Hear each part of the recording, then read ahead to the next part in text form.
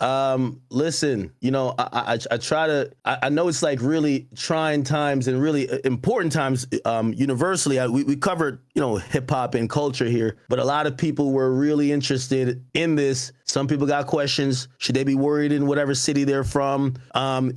People are asking me these questions from time to time. I wish I brought you on during the elemental stuff, because I know you deal with a lot of border stuff too. Oh yeah. Yo, I had a few hoes who even hit me. They're like, yo, Act, is now the time I should be going to motherfucking, like Mexico? Yeah. Yeah. And I was just like, listen, I've been to Cancun, and I got to be honest with you. When I go there, there's usually like armed forces that's kind of like by, where the city is. I don't know what's the temperature now. And also we're Americans. There's probably a disdain for us.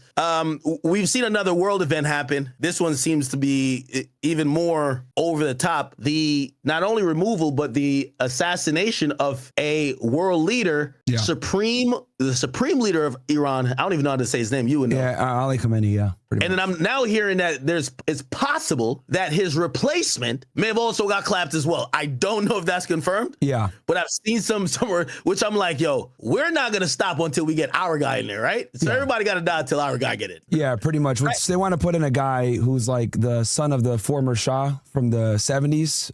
That's who they want to put in. A guy named like Rob Pahlavi or whatever his name is. He has like a big ass nose. I don't know if you've seen him before. Listen, we're a little bit green and new to like all this stuff. Sure.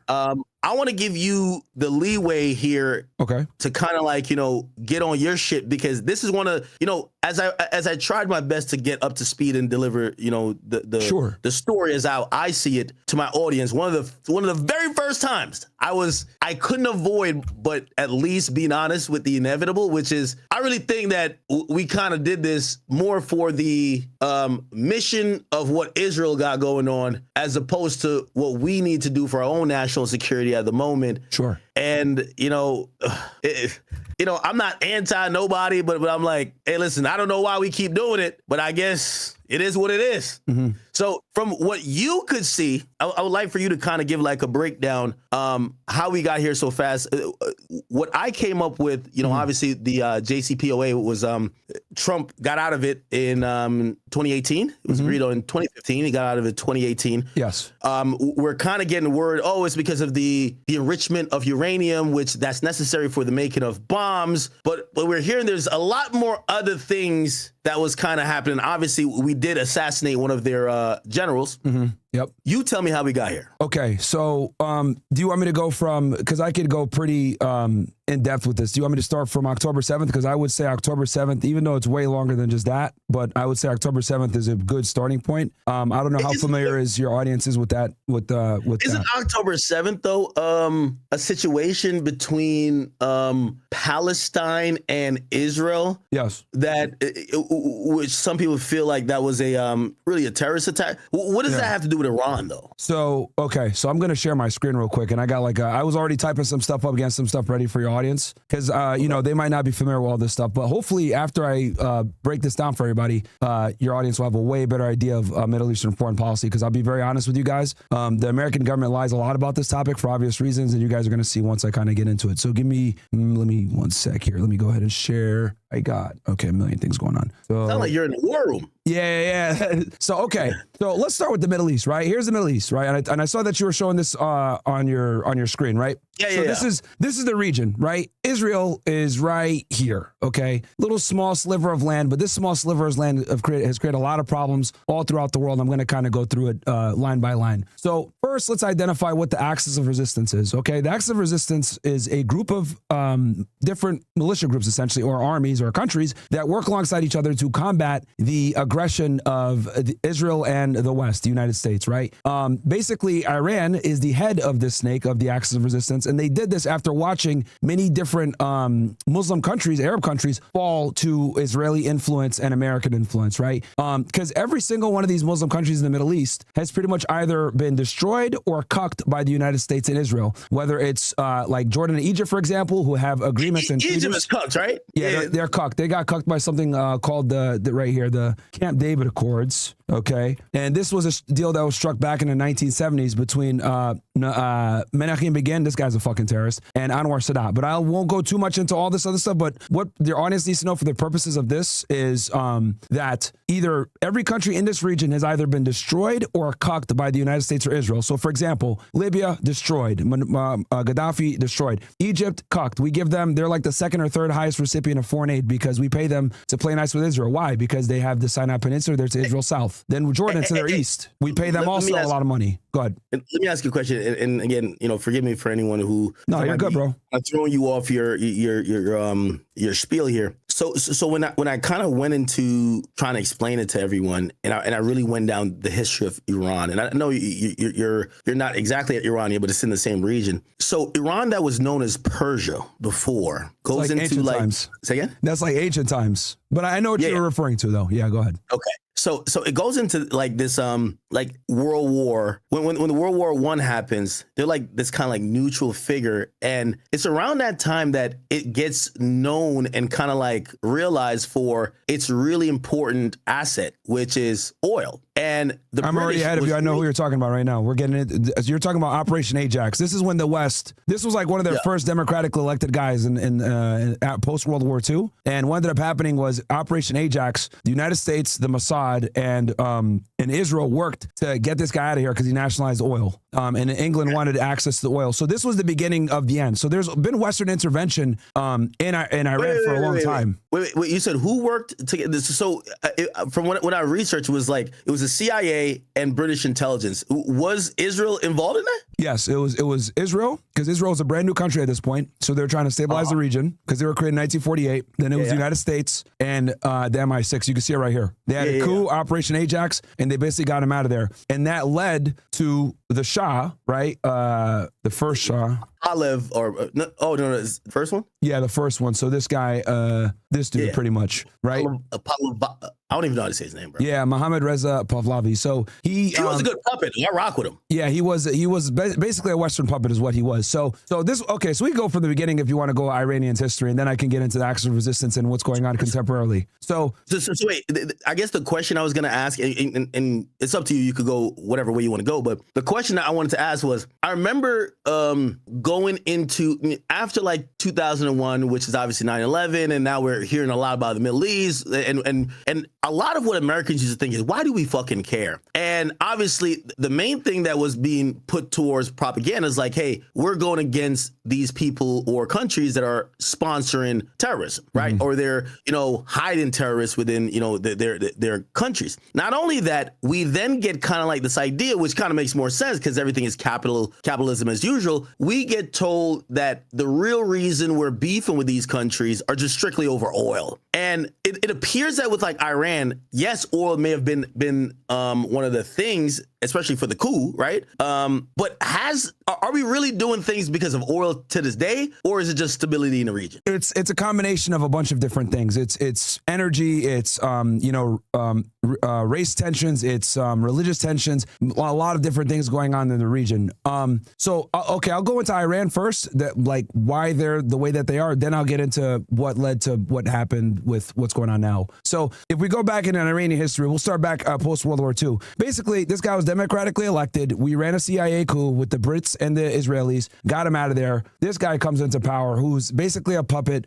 He gives all of the Iranian resources. He's very Western friendly. Accepts Israel's a state, recognized Israel as a state, which was very controversial back then because the whole Middle Eastern Muslim world did not want Israel there because of the Nakba and everything else that happened with the expulsion of Palestinians. So they overthrow him in 1979 with the Islamic Revolution, who is currently in power now, right? So after that happened, there was, obviously ever since the Islamic Revolution came into power in 1979, Israel's been trying to destroy them, okay? Because they've always presented the biggest challenge to Israeli hegemony in the region. To understand like the history, you need to know what the goals are. Israel wants to be the hegemon in the region so that no one else can stop them. This is why they have a nuclear program that's undeclared, that's basically illegal. They've done a lot of false flag attacks. They've done, countless assassinations. The Mossad has some of the highest levels of successful assassinations. They're a very good intelligence agency. That's why they're so good at what they do. But this is the region in general. So like when you look at the region, right, all of these countries are either owned by the United States, like Saudi Arabia, Oman, UAE, Bahrain, Kuwait, etc., or they've been destroyed, like Iraq, Syria, Lebanon,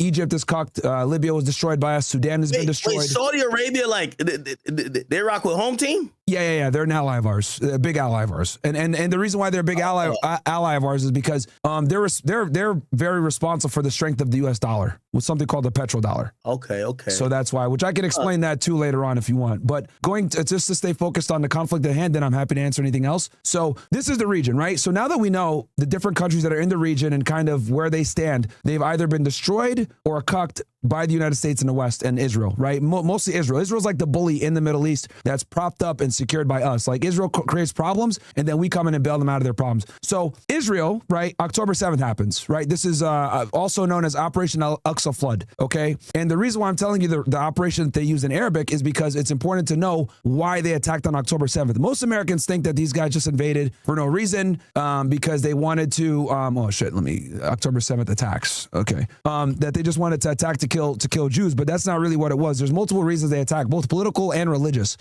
There's three main reasons they attacked. Number one, the occupation. The Israelis illegally occupy the Gaza Strip, right, where these people have no rights, no sovereignty, no nothing. They're occupied. They, can't leave, etc. Then the West Bank up here, right? And these Israelis, right, have the West Bank right here, which they're building settlements on continuously as we speak. And it's been, the entire international community calls the West Bank settlements illegal. Like they've been expanding it, forever. But that's a whole other conversation. But the long story short is the Gaza Strip, Hamas, right? These guys right here, these guys right here, boom, Islamic Resistance Movement. They invaded on October 7th. Group? They are designated as a terrorist group. They were designated as a terrorist group by a woman named Madeleine Albright, and so is Hezbollah in 1997. Madeleine Albright's Jewish, which we'll talk about that as well. But that's another thing. So the October 7th attacks happened. So it's important for people to know why they attacked. Now, Western media will tell you, oh, they just attacked because they hate Jews, etc. Well, that's a part of it. Now, the main reason they attacked is because of the occupation, right? The Israelis occupied them. They tried to do peaceful protests in 2018, 2019. The Israelis were shooting them, killing them, etc. as they were doing the peaceful marches across on the border,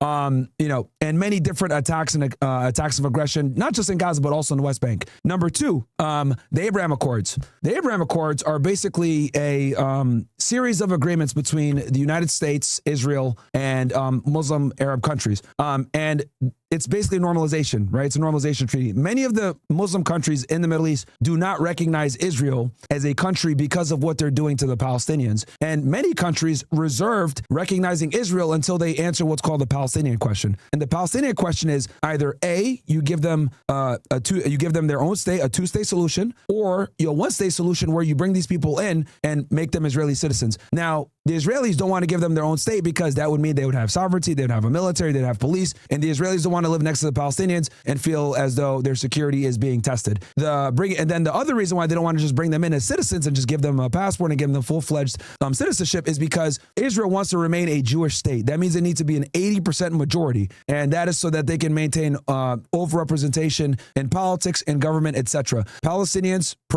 basically have more children, they reproduce fat more. So what's going to happen is they know over time, if they were to bring in these Palestinians to Israel and make them citizens, they would lose power very quickly. So this is why they've not been able to answer the Palestine question. Now, what Israel's done instead is they've tried to use the United States as an intermediary, right, through bribing, foreign aid, military support, economic support, to get these different countries to recognize Israel without answering the Palestine question. And this is very important. Now, when October 7th happened, Saudi Arabia was set to meet with the United States to normalize relations with Israel. Now, why is this important? This is important because Saudi Arabia has some of the holiest sites in the religion, and they are they have a great deal of influence in the region because of the religious importance of the location. So though Mohammed bin Salman, the leader of Saudi Arabia, said he would not recognize Israel until they gave the Palestinians some level of sovereignty, he was potentially flirting with meeting with them and talking with them about coming into the Abraham Accords, as well as many other Muslim countries. And the Palestinians know that if more Muslim countries join the Abraham Accords, their ability to be free is gone, because now all the leverage that they would have had with the Muslim countries withholding recognizing Israel would be gone. And then the third thing that no one ever talks about is what's called the red heifers. Now, a guy named Abu Ubaidah, this dude right here, because this guy was a spokesperson of Hamas. This guy, they killed him though, but he's the guy that famously used to always do the speeches with the red keffiyeh on. This guy right here. He after October 7th, he explained why they attacked. So it was the Israeli occupation in Gaza. He's from Hamas? Yeah, he was a spokesperson from Hamas, this guy. So he was, it was occupation, the Abraham Accords expanding without answering the Palestine question. And then the third one is a religious one. And no one ever talks about this in Western media. The Israelis are trying to destroy something called the Al-Aqsa Mosque, right? And that's why the Palestinians call it Operation Al-Aqsa Flood, right? And the Al-Aqsa Mosque, right, is one of the holiest sites in Islam. And what the Israelis want to do, you got a bunch of like super religious Jewish zealots that want to destroy this mosque and rebuild the temple that was destroyed. And not only do they want to do that, they went to America to find 5 red cows. I kid you not. They went to go they're going to sacrifice red heifers, destroy the mosque, and rebuild the temple. It's like to bring their, well, the Antichrist really, but to bring, their Messiah. So for all of these reasons, both religious, political, etc., my favorite book in the back. For all these reasons, this is why Hamas invaded on October 7th. The Palestine question wasn't getting answered with the Abraham Accords, tightening the noose on their necks and not being able to get their sovereignty. The occupation in Gaza and the imminent destruction of the Al-Aqsa Mosque, because the Israelis are hollowing out the bottom of this mosque and they're quietly like letting it get destroyed. They're not renewing permits for it to get fixed. They're doing a whole bunch of bullshit, because there's a temple. It's called the Temple Institute, which is a very powerful organization of evangelical Christians and hardcore Jewish zealots that are trying to get this thing destroyed, right? They don't talk about this publicly because they know it's going to outrage the Muslim world. So those are the reasons why Hamas attacked. Now, it's important to understand that Hamas is a part of what's called the axis of resistance, right?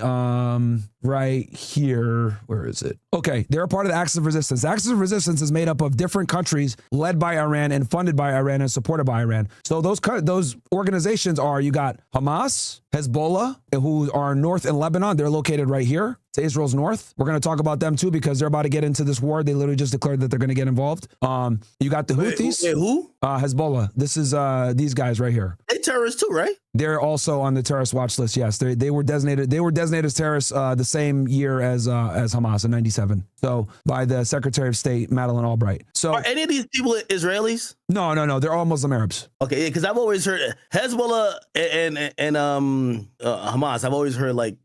Yeah, no, they're different organizations. So Hamas is based out of the Gaza Strip. These guys are Palestinians, and then Hezbollah are Lebanese. They're up here in Lebanon, based out of Beirut in southern Lebanon. And then you got the Houthis, who are down here in Yemen, right, out of this area, out of the Sana'a area, also known as Ansar Allah. These guys, right? And all 3 of them are anti-Israel. Yes, all of them are very anti-Israel. Yeah. And why they don't gang up? That they are ganging up. That's what the axis of resistance is. Oh, okay. Yeah, this axis of resistance is literally the pushback to Israel, right? So you got Ansar Allah as well, who they're the Houthis. These are the guys that board the ships. These are the pirate niggas. I'm sure you might have heard of it, like terrorists jumping on ships and boarding the ships and everything else like that. It's these guys. Then you got Syria, the Bashar al-Assad regime, right? He was in power for a very long time. He got ousted, and I'll talk about that here in a second, but I just kind of want to give you the landscape of the Middle East. So in Syria is right here, right? You got Damascus right here, right next to Lebanon, right? And then you also have, with the axis of resistance, you got also the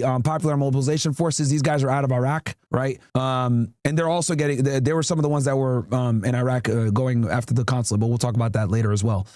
So as you can see, there's multiple factions within this resistance, within this axis of resistance. Now you're probably wondering, well, Meyer, why the fuck do they have all these different people? The reason why is because Iran has watched the Middle East fall to Israel, right? And for those of you that might say, well, like, oh, Meyer, what are you talking about? Well, they prophesized this back with something called a clean break memo, right? So back in 1996, Richard Pearl, Douglas Feith, Robert Lowenberg, all these guys are Zionist Jews, by the way, right? Also known as neoconservatives, neocons. They wrote a paper for Benjamin Netanyahu in 1996, the Prime Minister of Israel, this guy, right? Where they talked about securing the realm. He was president back then? Yeah, bro, he was, yeah. How long does he serve? Because they keep saying he's a terrorist. So he served intermittently, but he's the longest. I think at this point he just passed Ben Gurion as the longest prime minister of all time in Israel. But he's like been on and off. I don't think so. But he's been in power the longest cumulatively. But there were periods of time where he wasn't prime minister, then he gets reelected and stuff like that. So, but he's been at power pretty much since the 90s. But yeah, there were periods of time where he wasn't prime minister. But anyway, so they wrote this paper for Benjamin Netanyahu in 1996. And in this paper, they aggressively were talking about getting Saddam Hussein out of power because at the time, Iraq was a huge security threat for Israel, right? And this led to the Iraq operation, everything else like that. That's all a whole other conversation because that's getting into 9/11. I'll leave that alone for now. But the thing you need to know is in this paper, they talked about all the countries that they need to destabilize, 7 Middle Eastern countries. And basically it was all the countries that we have now: Sudan, Libya, Iraq, Syria, Lebanon, Yemen, Iran. Now, all those countries have either been destroyed or are being, controlled by the United States and Israel. The last country standing now is Iran. So Iran is the last country standing in Israel's way of being the hegemony in the region. Okay. And they've been trying to do this for decades. So anyone that tries to sit there and say, oh, bro, Iran has been doing X, Y, Z. No, they've been targeting Iran for decades, right? Since 1979, but formally, even with the United States assistance right here, because all these people, Richard Pearl, et cetera, these guys are government officials writing a paper, a national security paper for a foreign government. Okay. So now that we know the region, what it looks like, who stands where, what the axis of resistance is, now let's get into what happened with the chain of events, right? So October 7th happens, right? And Hamas invades Israel. And during the October 7th attacks, it's important to understand that when that happened, roughly 1,200 Israelis were killed, right? 400 of those people that were killed were IDF, right? Which is considered enemy combatants. It's fair game, right? Look, I hate the loss of life for anybody, but let's be honest here. The Palestinians have a right to resist according to international law. IDF is the Israeli Defense Forces for Israel, right? Yes, the IDF is these guys right here. That's like their army or their Marines. Yes, it's basically their army, to keep it simple. And 400 of them died? On October 7th, yeah, 400 of them died on that day. So, and I'm saying that because it's important I say this. So the 1,200 that died, 400 of them were IDF. So that's considered enemy combatants. According to international law, an occupied people has the right to resist their occupiers. Israel, in every sense of the word, is an occupier. The entire international community knows this. They're an apartheid ethno-supremacy state. It's the truth. It is what it is. So anyway, 400 IDF soldiers were killed on that day. That's fair game. Now, 800 Israelis were killed. Now, this is the controversial part here. Nobody knows how many of those 800 Israelis that were killed were killed by Hamas versus killed by the IDF. Now, you're probably saying, what the hell are you talking about, Myron? What are you talking about? IDF would kill their own people. Well, the Israelis have a doctrine. It's called the Hannibal Directive, right? It's a very controversial military practice, but what it does is it allows the Israelis to kill their own in the middle of a conflict to prevent them from being kidnapped, right? Wait, what? Yeah. Are you on YouTube? Yeah, we about to switch to Kick. Yeah. And by the way, chat, I need everybody to go over to Kick. Oh, by the way, chat. This month, we're doing partial Kick exclusive streams. Shout out to Kick. This is my people over there. But I need everybody to go over to Kick. We want to be able to keep it 100. Yeah, we're keeping it 100 right now. You get me? And there's a reason why I'm using Wikipedia on purpose. Because for all the people that say, Myron, what are you talking about? Blah blah. Wikipedia is run and moderated by Zionists. So if I'm giving you guys it from Wikipedia, I'm not fucking capping here. So yeah. Hold on. I need everybody real quick. I need all 10,000. We got 10K or actually 11K on YouTube. 4,500 y'all from the Academy, kick.com/academics, and 6,300 y'all from King Academics. Please. Kick.com/academics. We want to get into this, but we gotta get into the raw details, man.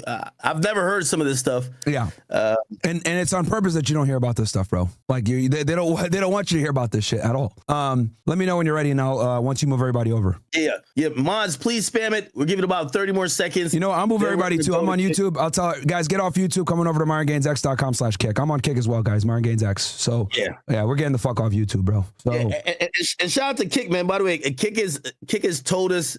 They said, Kick got a challenge for us, and I'm gonna let you guys know on the later stream. But they say if we rock out and we could grow like how we've grown on Rumble, they got some great stuff in store for us. So we're gonna be trying to grow our platform on another platform, one that kind of allows us to do much more stuff, which is Kick. But make sure you guys come over. Yes, we will still be on YouTube at times, but grow like how we. Yeah, mod spam Kick for me too. Yeah, mod spam the Kick thing for me. I'm gonna end Kick too right now in a second. So guys, spam the Kick for me on YouTube. We're gonna get the fuck off YouTube. So okay, so let's get into all right, we're just Kick now. Let's get straight to it. Let's get to the bullshit. Yeah. What's going on? So and there's a reason why I'm really making sure I cover this for you guys properly on October 7th, because October 7th is the justification for all of this. Okay, October 7th was the domino that began all of this. Okay, and so anyway, going back to what I was saying, when it comes to what transpired on October 7th, the Hannibal Directive was activated on October 7th. Okay, so we know 1,200 died, 400 of them were IDF. That leaves us with 800 citizens roughly. And I say citizens charitably because military service is mandatory in Israel, right? So who knows how many of them were reserve, IDF, whatever, but let's go say full-fledged citizens, 800 gone, right? We don't know how many of that 800 were killed by Hamas versus how much were killed by the IDF. Why? Because we know that the IDF employed the Hannibal Directive on that day. Now, I know I see some dumb niggas in your chat saying, oh, what's this guy talking about? I got fucking proof that they activated the Hannibal Directive on that day and killed their own, and I'll show you right now. So you go right here, Yoav Gallant, right? This guy was the Minister of Defense at the time when this happened. Wait, hold on. I'm just trying to get clear. So you believe that perhaps the Israeli government / military arm of what they have going on would activate something that would allow perhaps their military to kill their own people. You know what, bro? Look, I'll let the government official tell you himself. Look at this.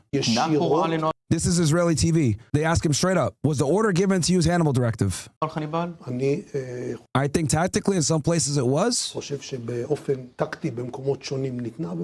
In other places it was not, and that is a problem. So I don't want to hear nothing from these Zionists talking shit about online or anything, because this guy right here. Could you look up the definition? So the definition is that you could kill your own people, because that sounds crazy. I ain't gonna lie to you. Well, I'll tell you why. I'll tell you why they allow it. So this is what the Hannibal Directive says. Basically, it's a controversial protocol used by the IDF to prevent the capture of Israeli soldiers by enemy forces. Now, they'll sit there and say it's for only by soldiers, but keep in mind that everyone in Israel is pretty much a soldier, because everyone has to serve in IDF at some point, right? So that's how they kind of cover it. So but almost every Israeli citizen is a soldier in some capacity. So it allows them to do this. Now you're probably wondering, why the hell are they able to kill their own people? The reason why they're able to kill their own people is because if Palestinians are able to capture Israelis and get them back to Gaza, that puts Israel in a very bad position where they have to do hostage negotiations. And the Israelis don't want to have to trade hostages, they don't have to trade Palestinian people that they captured for Israeli hostages. And I'll explain why. I'll give you an example why they hate doing this. So there was a guy named Gilad Shalit, I think. There we go. This is a guy that was captured by Hamas, right? This guy was an IDF soldier that was captured by Hamas. They had to give 1,000 Palestinian prisoners to get him back. Okay, you want to know who one of those prisoners was that they got back? This fucking guy right here, a guy named Yahya Sinwar, right? This dude was the head of Hamas's military wing. He was one of the 1,000 prisoners that Palestine got back, or Gaza got back, after trading Gilad Shalit. Or Gilad Shalit, whatever his name is. So the Israelis hate doing these prisoner swaps because it puts them in a very bad position where they have to negotiate. Does that make sense? Why they kill them instead of having to do the negotiations? No, definitely does. And hey, yo, welcome over here to Kick. I see all y'all in the chat. I told you, it seems like some of y'all trying to. Hey, if y'all watch a whole stream, don't worry, I'll give away a vacation to Iran. Okay, I got y'all niggas. Y'all niggas look like y'all want to get up close and personal. I'm gonna stay over here. Okay, I'm gonna stay over here. Y'all can figure out what's going on over there. All right, I'm just saying. But I see y'all over here in Kick, man. We're rocking right now. Go ahead, Myra. You cooking? Okay, all right. So I know you're taking your time. I like how you're dissecting it, because because October 7th. The reason why I'm really covering October 7th for you is because what happened on October 7th versus what the Israelis said said happened on October 7th is a big thing, and that's what they used to justify the war. They used atrocity propaganda to justify the bombing of Gaza, the destruction of Gaza, the killing of hundreds of thousands of people, and then they used that to wage a war on 7 different fronts. So that's why I'm covering October 7th in detail. But go ahead, keep going. What are you gonna say? And I guess someone, I'm asking for like, maybe the casual here who's saying, sure, all right, cool, we get it, because I think also people kind of realize there's always this like Israeli or, whatever arm of whatever is going on, but they're like, but we're talking about Iran. Why the hell did we kill their leader? How did that got to do with that particular thing in October 7th? And I guess they're trying to look for that link. And I get what you're saying, and you're kind of walking towards that link, but there's someone who's watching probably now saying, yeah, but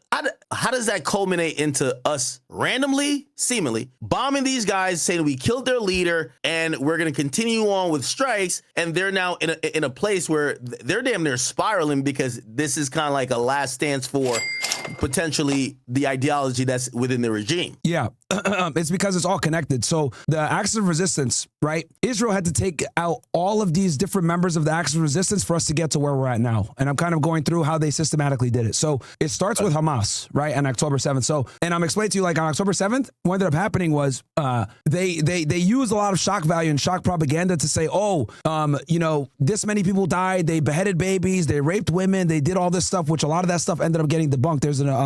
There's a documentary really good done by Max Blumenthal called Atrocity Inc. that shows like how they lied a lot to manufacture the political energy and the U.S. support to bomb the hell out of Gaza, right? And once they bombed the hell out of Gaza, and let's go to the map real quick here. So they bombed the hell out of Gaza, right? They started up north here and they started marching their way down while doing airstrikes, and they worked their way down to Rafah. And once they pretty much concluded their military campaign in Gaza, they started to invade Lebanon, okay? And the reason why they invaded Lebanon is because this is the next part of the axis of resistance. Hezbollah is number 2. So first they dismantled and disrupted Hamas in Gaza. Then they went after Hezbollah to the north. And the reason why they went after Hezbollah is because Hezbollah, while the Israelis were fighting in Gaza, the Hezbollah was shooting rockets into northern Israel. Now, this created a lot of problems for them because Haifa is a very big port for, commercial means, and a lot of people live up here. And what ended up happening with Hezbollah shooting rockets into this area, they had to evacuate 60,000 plus Israelis, and they had to mobilize IDF military resources up here to combat that. So that created a lot of havoc for them because, we all know with military strategy, fighting on 2 war fronts is very difficult. So as soon as they concluded the military campaign in Gaza, they started marching up north into Lebanon.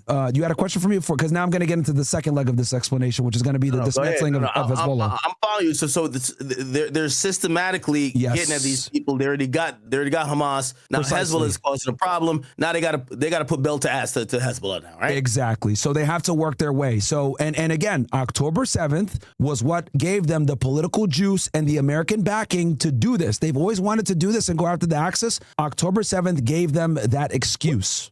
Okay, and this where I may have been absent and kind of listen to the discourse of why America, because I really don't give a fuck what's going on anywhere else but here. But were we using that in our country to say, oh, October 7th, we need to help out? Was that political fodder here, or was it just in Israel that was like political fodder to kind of like help them, at least maybe how the world perceives what they're doing? But did we step in like, oh my God, y'all killed 1,200 people. We got to get active. Yes, we did. We supported them financially, like heavily financially. We gave them the bombs. We gave them new weapons. We gave them the munitions to drop bombs all across Gaza. So, and we gave them billions upon billions of dollars. I think Israel gets somewhere around $3 billion per year annually. We like quadrupled that pretty much, right? And we were giving them funding packages. Now, Biden every now and then would be like, would drag his feet, but he still gave them the money they wanted. Also, a lot of people don't know this, but this was also in alternative media. There were special forces that were in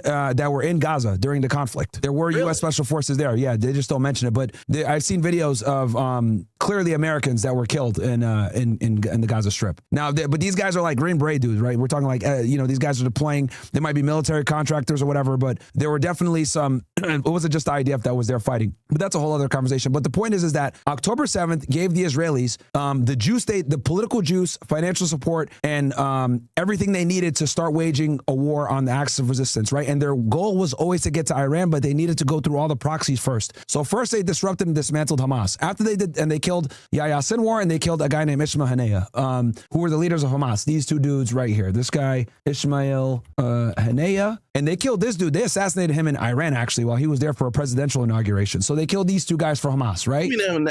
How'd they kill him? They put a bomb in his room that he was staying at, and they killed him and his bodyguard in Iran, in Tehran, actually, yeah. Like in his suite? Yep. The Israelis are good, dude. Hell no. My boy was probably in there getting some head, like, yo, this shit just blow up. Like, yo. Yeah, the Israelis are very good, bro. Shit. Their intelligence services. You ever seen Homeland? You ever seen that show? Yeah, I have. Oh, man. It's like some Abu Nazir shit. That's crazy. All right, bet. All right, so they killed this. Yeah, that's some crazy shit. Yeah. The Israelis have one of the best intelligence services in the world with the Mossad and the Shin Bet and Amman and Unit 8300. But anyway, so going back to it. So Hamas is pretty much gone. Now we're going to get into the second leg of this conflict. Now they invade Lebanon, right? The Israelis invade Lebanon. Now, what they said they were going to do was they were going to make it past the Litani River and make their way all the way to Beirut. Now, Hezbollah has probably some of the most experience actually fighting the IDF on the ground. And, they've won. They beat them in 2006. They made them run back in 82 because they were created in the early 1980s to combat Israeli influence.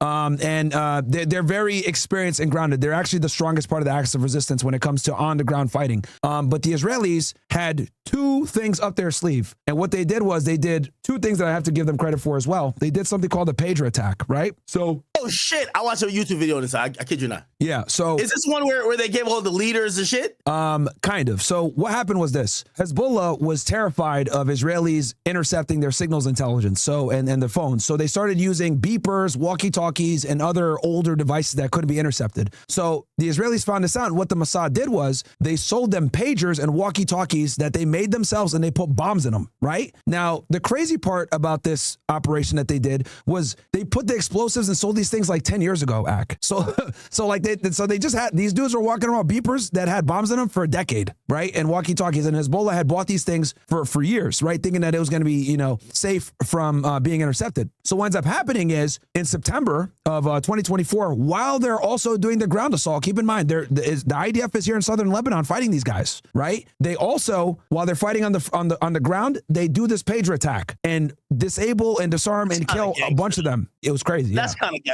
Byron, I know you don't really rock with them Israeli niggas, but that's I give them credit, bro. I give them credit for that. Like, that's lit. Like, they're very good. They are extremely intelligent, extremely capable. So while that happened, right? Didn't they take out a bunch of leaders with that? I watched like something on it, right? Yes. So this is what they did. So they did it three different ways. So they did the pager attack. This maimed, killed, and obviously disoriented a lot of the guys in leadership positions within Hezbollah. They were all terrified, like, what the fuck? We can't use communication. So they couldn't communicate. While that was happening, they had a ground assault on the ground in September. And then on top of that, they killed this guy, Hassan Nasrallah, who was the head of Hezbollah at the time, right? They killed him in an air assault in Beirut. And they basically, bombed. He was in a bunker somewhere and they used a bunch of bunker buster bombs and they killed him and a bunch of higher level guys in Hezbollah. They killed him and they also killed... Wait, he was in a bunker and they killed his ass? Yeah. Yeah, niggas hate you, bro. Yeah. Yo, if you're in a bomb bunker and you're getting bombed so much they blow the bunker up and kill you, be like, yo, what did you do to deserve this? God damn, all right, bet. So they killed that guy. And he's one of the main guys of Hezbollah. He was the head of Hezbollah, and they also killed this guy as well, who was a high-ranking guy right around the same time as well. Well, they killed him in July, and then they got Hassan Nasrallah a few months later. Holy shit. So this is what they did. So they did like a three-pronged attack. One, they invade into southern Lebanon, and they fight Hezbollah on the ground. Two, they launched a pager attack. Three, they're doing airstrikes, killing the leadership. So now your leadership is gone, you can't communicate, and you're having to fight on the ground. So obviously this led to them having to do a ceasefire. So Hezbollah and Israel enter a ceasefire. Now we're going to get into phase 3 of this war. Do you want me to, before I get it, because now we're going to get into Syria. Nah, you ready?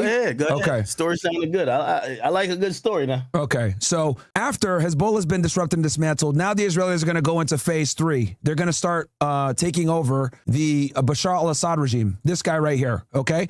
Now you're probably wondering, why him? The reason why he's so critical in the axis of resistance is because Syria is in a very strategically important location on the border of Lebanon. Since Hezbollah is right there on the border of Israel, right to the north, this is a very important strategic location for the Axis of Resistance and Hezbollah. Now, the problem is for them to get the equipment and resources they need, the weapons and the money and the resources need to flow from Iran to Iraq through Damascus into Lebanon. So the Israelis knew this and they said, okay, now we need to take out Bashar al-Assad. Now, Syria had been weakened for many years because they had a civil war, lots of conflict going on, lots of different countries involved, one of the most complex wars in the Middle East. I won't go too much into that, but for the purposes of today's discussion, all you need to know is Syria has been weakened, and not only have they been weakened, they haven't been able to get support from one of their biggest allies, aka Russia. And the reason for that, right, is because Russia, right here, wasn't able to support Syria like they normally do because obviously they got the war going on with Ukraine, right? All of their resources are tied up in Ukraine. And normally Bashar al-Assad was able to stay in power because Russian air power would bomb all these, rebel groups all across Syria. So he was able to stay safe in Damascus, despite the fact that the country was extremely fragmented. So now with Russia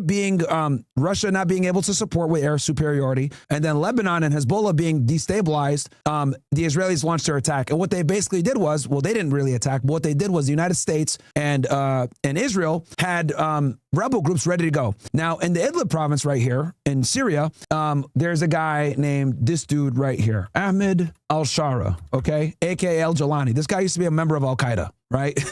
And this dude was the head of HTS, okay, a rebel group out of Syria. And what ended up happening was when Hezbollah and Israel negotiated their ceasefire, this activated HTS and Ahmed al-Shara and his crew. And what they did basically was they went into Aleppo, they killed everybody, took this shit over. They took the M5 highway all the way down into Homs, and then worked their way to Damascus. And bro, within 3 weeks, they took over Syria. They took over Syria immediately because there was no support from Russia, no support from Hezbollah, and Bashar al-Assad had to flee all the way to Russia. Now he's chilling somewhere in Moscow playing video games, Bashar al-Assad. But important to know, as Bashar al-Assad was fleeing, right, and Syria was falling, the Israelis started bombing all of the military infrastructure in Syria. Right? They moved up in the Golan Heights. Now the Golan Heights, right, are occupied territory of very great strategic value, right here, basically, if I can show you on a map, which is basically Syria, but the Israelis occupy it, and they occupy it for security reasons. But what the Israelis did was, after Bashar al-Assad fell, they expanded the parameters of the Golan Heights, and they started bombing the hell out of all of Syria, all the Syrian military's infrastructure, so that when Ahmed al-Shara came in, he would not be able to use it against them. Now, with that said, Ahmed al-Shara was backed by the United States. Trump admitted like a week or two ago during a speech that he was the one that put Ahmed al-Shara in. He was like, I basically put the guy in. And so did the Israelis as well. So, but they don't trust him, obviously, because what he used to be. But Ahmed al-Shara took the deal from the Israelis and the United States. You want to know why? It's to relieve sanctions from Syria. And he's now in power. He kicked the IRGC out. That's another important thing that he did. When he came into power, he kicked out the IRGC. Now you're probably wondering, who the fuck are the IRGC? The IRGC is the Iranian Revolutionary Guard Corps, right? And a lot of them were stationed in Syria, but once Ahmed al-Shara came into power, he got them out of there. He said, you guys got to get the fuck out of here. We want to get sanctions removed on our country. We want to rebuild, etc. We're not going to fucking be a part of the Axis of Resistance anymore. It creates problems. So he got them the fuck up out of there. So now 3 different Axis powers have been destabilized, right? So Hamas, gone, right? The October 7th happens, Hamas, gone. Hezbollah, gone. Bashar al-Assad, gone. Now we're going to get into the Houthis. Last year, right around this time, Trump started aggressively bombing Yemen. You remember when Pete Hegseth and them went viral over the Signal Gate, where they were discussing classified information of bombing the Houthis in Yemen? I don't know if you heard about that scandal. Shit, I ain't gonna lie, I'm gonna sound mad basic when I heard. Nah, don't worry. New York niggas calling bitches tooties. Like, no worries. So, I heard about the Houthis, bro. Go ahead. Yeah, don't worry. So basically, long story short, is the United States started bombing the fuck out of Yemen, right, to get rid of these Houthis. But the thing is with the Houthis is they've been in warfare for a very long time. They're very resourceful. They're hard to get. We're talking about like ragtag militia guys, right, teenagers and shit. But what these guys are known for, go ahead. Let me ask a follow-up question. So when it comes to, I guess we understand what Hamas is, but Hezbollah and Houthis or whatever, right? They're not the official like military arm of these countries. No. What are they classified and who funds them? Oh, so Iran funds all of these Axis powers. The only one that was really official was Bashar al-Assad, but Hezbollah is a non-state actor. They're not necessarily a part of they have representation in the Lebanese government, but they are not the Lebanese army. They're not the official army. Who gives them money, gives them arms? Iran funds them. Okay, so Iran funds all these guys. Yes. Oh, so interesting. So Iran is the head of the acts of resistance and the main supporter and backer of all of these different groups. So that's so this is why Israel had to get rid of all the proxies first, then go after the head of the snake, right? In their eyes. So what ended up happening? So now we're on the Houthis, right? So we talked about, so Syria falls at the end of 2024, right? They fall. So Lebanon falls in September, or at the end of right around November 2024. Syria falls in December 2024. Ahmed al-Shara comes into power January of 2025, right? So the axis is pretty much gone. March of 2025, right now in the timeline. The Houthis are starting to get bombed by the United States. Now, the reason why the Houthis are such a problem, right, for the United States is because these are the guys that board the ships. These guys were causing havoc in this region right here where a lot of freighter ships come through, right? And they were boarding these ships. They were, especially they were targeting American and Israeli ships. They ended up like bankrupting a port in Israel for doing this, and they were hurting them economically quite a bit. So, because, obviously there's regular warfare, but there's also economic warfare. And the Houthis were causing havoc for these guys. So the United States started bombing the fuck out of these guys. But the United States quickly realized we're spending a lot of money to go after these guys. We're talking about billions of dollars of missiles. And they ended up actually negotiating a ceasefire with the Houthis in March, right? And in exchange, the Houthis would stop attacking any type of ships that were affiliated with the United States, but they kept attacking Israeli ships. So that also didn't make the mainstream media. So the Houthis are still around, but they're, they are weakened to a degree. So what's left? Well, Iran is left. Now we're going to fast forward into 2025, June. So to recap, we got the acts of resistance led by Iran, right? The Houthis, Hamas, Hezbollah, Syria, etc. Right? So Hamas is destabilized. Hezbollah is destabilized. Ansar Allah is, weakened. We got Bashar al-Assad. He's exiled. He flees to Russia. What's left? The Iran. So what Israel did was they ran an operation in June of 2025. And it's important to note that at the time when the Israelis ran this operation called Operation Rising Lion, the United States was negotiating with the Iranians for their nuclear program. Now, I heard you earlier talking about the JCPOA, right? This right here, which I'm glad you mentioned that. So, because this is also a very important thing. So the JCPOA, the Joint Comprehensive Plan of Action, right? This was a deal that Obama structured alongside, John Kerry, who I think was the Secretary of State at the time, where multiple countries would be involved in overseeing Iran's nuclear program to ensure that they would not get nuclear weapons, and they would enrich at a lower civilian level, right, for civilian energy purposes. And multiple countries are involved. You can see all the different countries here back in 2015. Now, honestly, I'll be real with you. I think this was a good deal. A lot of people might not agree with me. They'll sit there and say, oh, well, it wasn't a good deal, blah, blah, blah. For us to assess if it was a good deal or not, let's go through why Trump backed out, right? So 2018 happens, 2018 comes in, and Trump backs out of the nuclear deal, right?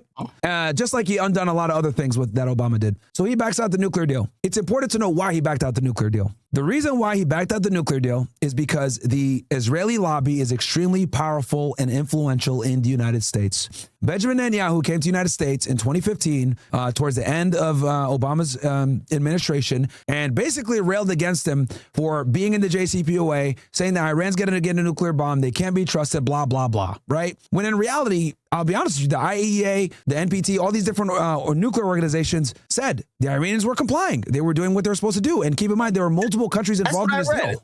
So you're saying that Israel leaders came over here and basically talked us into squabbling with Iran when the people, if we care that much about nuclear, the nuclear, all the people that's watching that's like, oh no, they're compliant. Like they gave the green light. Yeah. So Netanyahu came and spoke in the United States in 2015. Here's his full speech that he gave. We won't watch it, but he came in and he was very critical of the JCPOA. And he said look, you can't trust Iran, blah, blah, blah. So he put an enormous amount of pressure, and so did the Zionist lobby. So Trump actually ran on pulling out of the nuclear deal. And it was one of the things that helped him out because all the Zionist supporters were like, okay, let's get Trump in because he's going to be more pro-Israel, right? So what ends up happening is Trump comes in, he pulls out of the nuclear deal in 2018, right? Not only does he pull out the nuclear deal in 2018, his Secretary of State, this guy, Mike Pompeo, which we're going to talk about him again, right? Who's also a hardcore Zionist.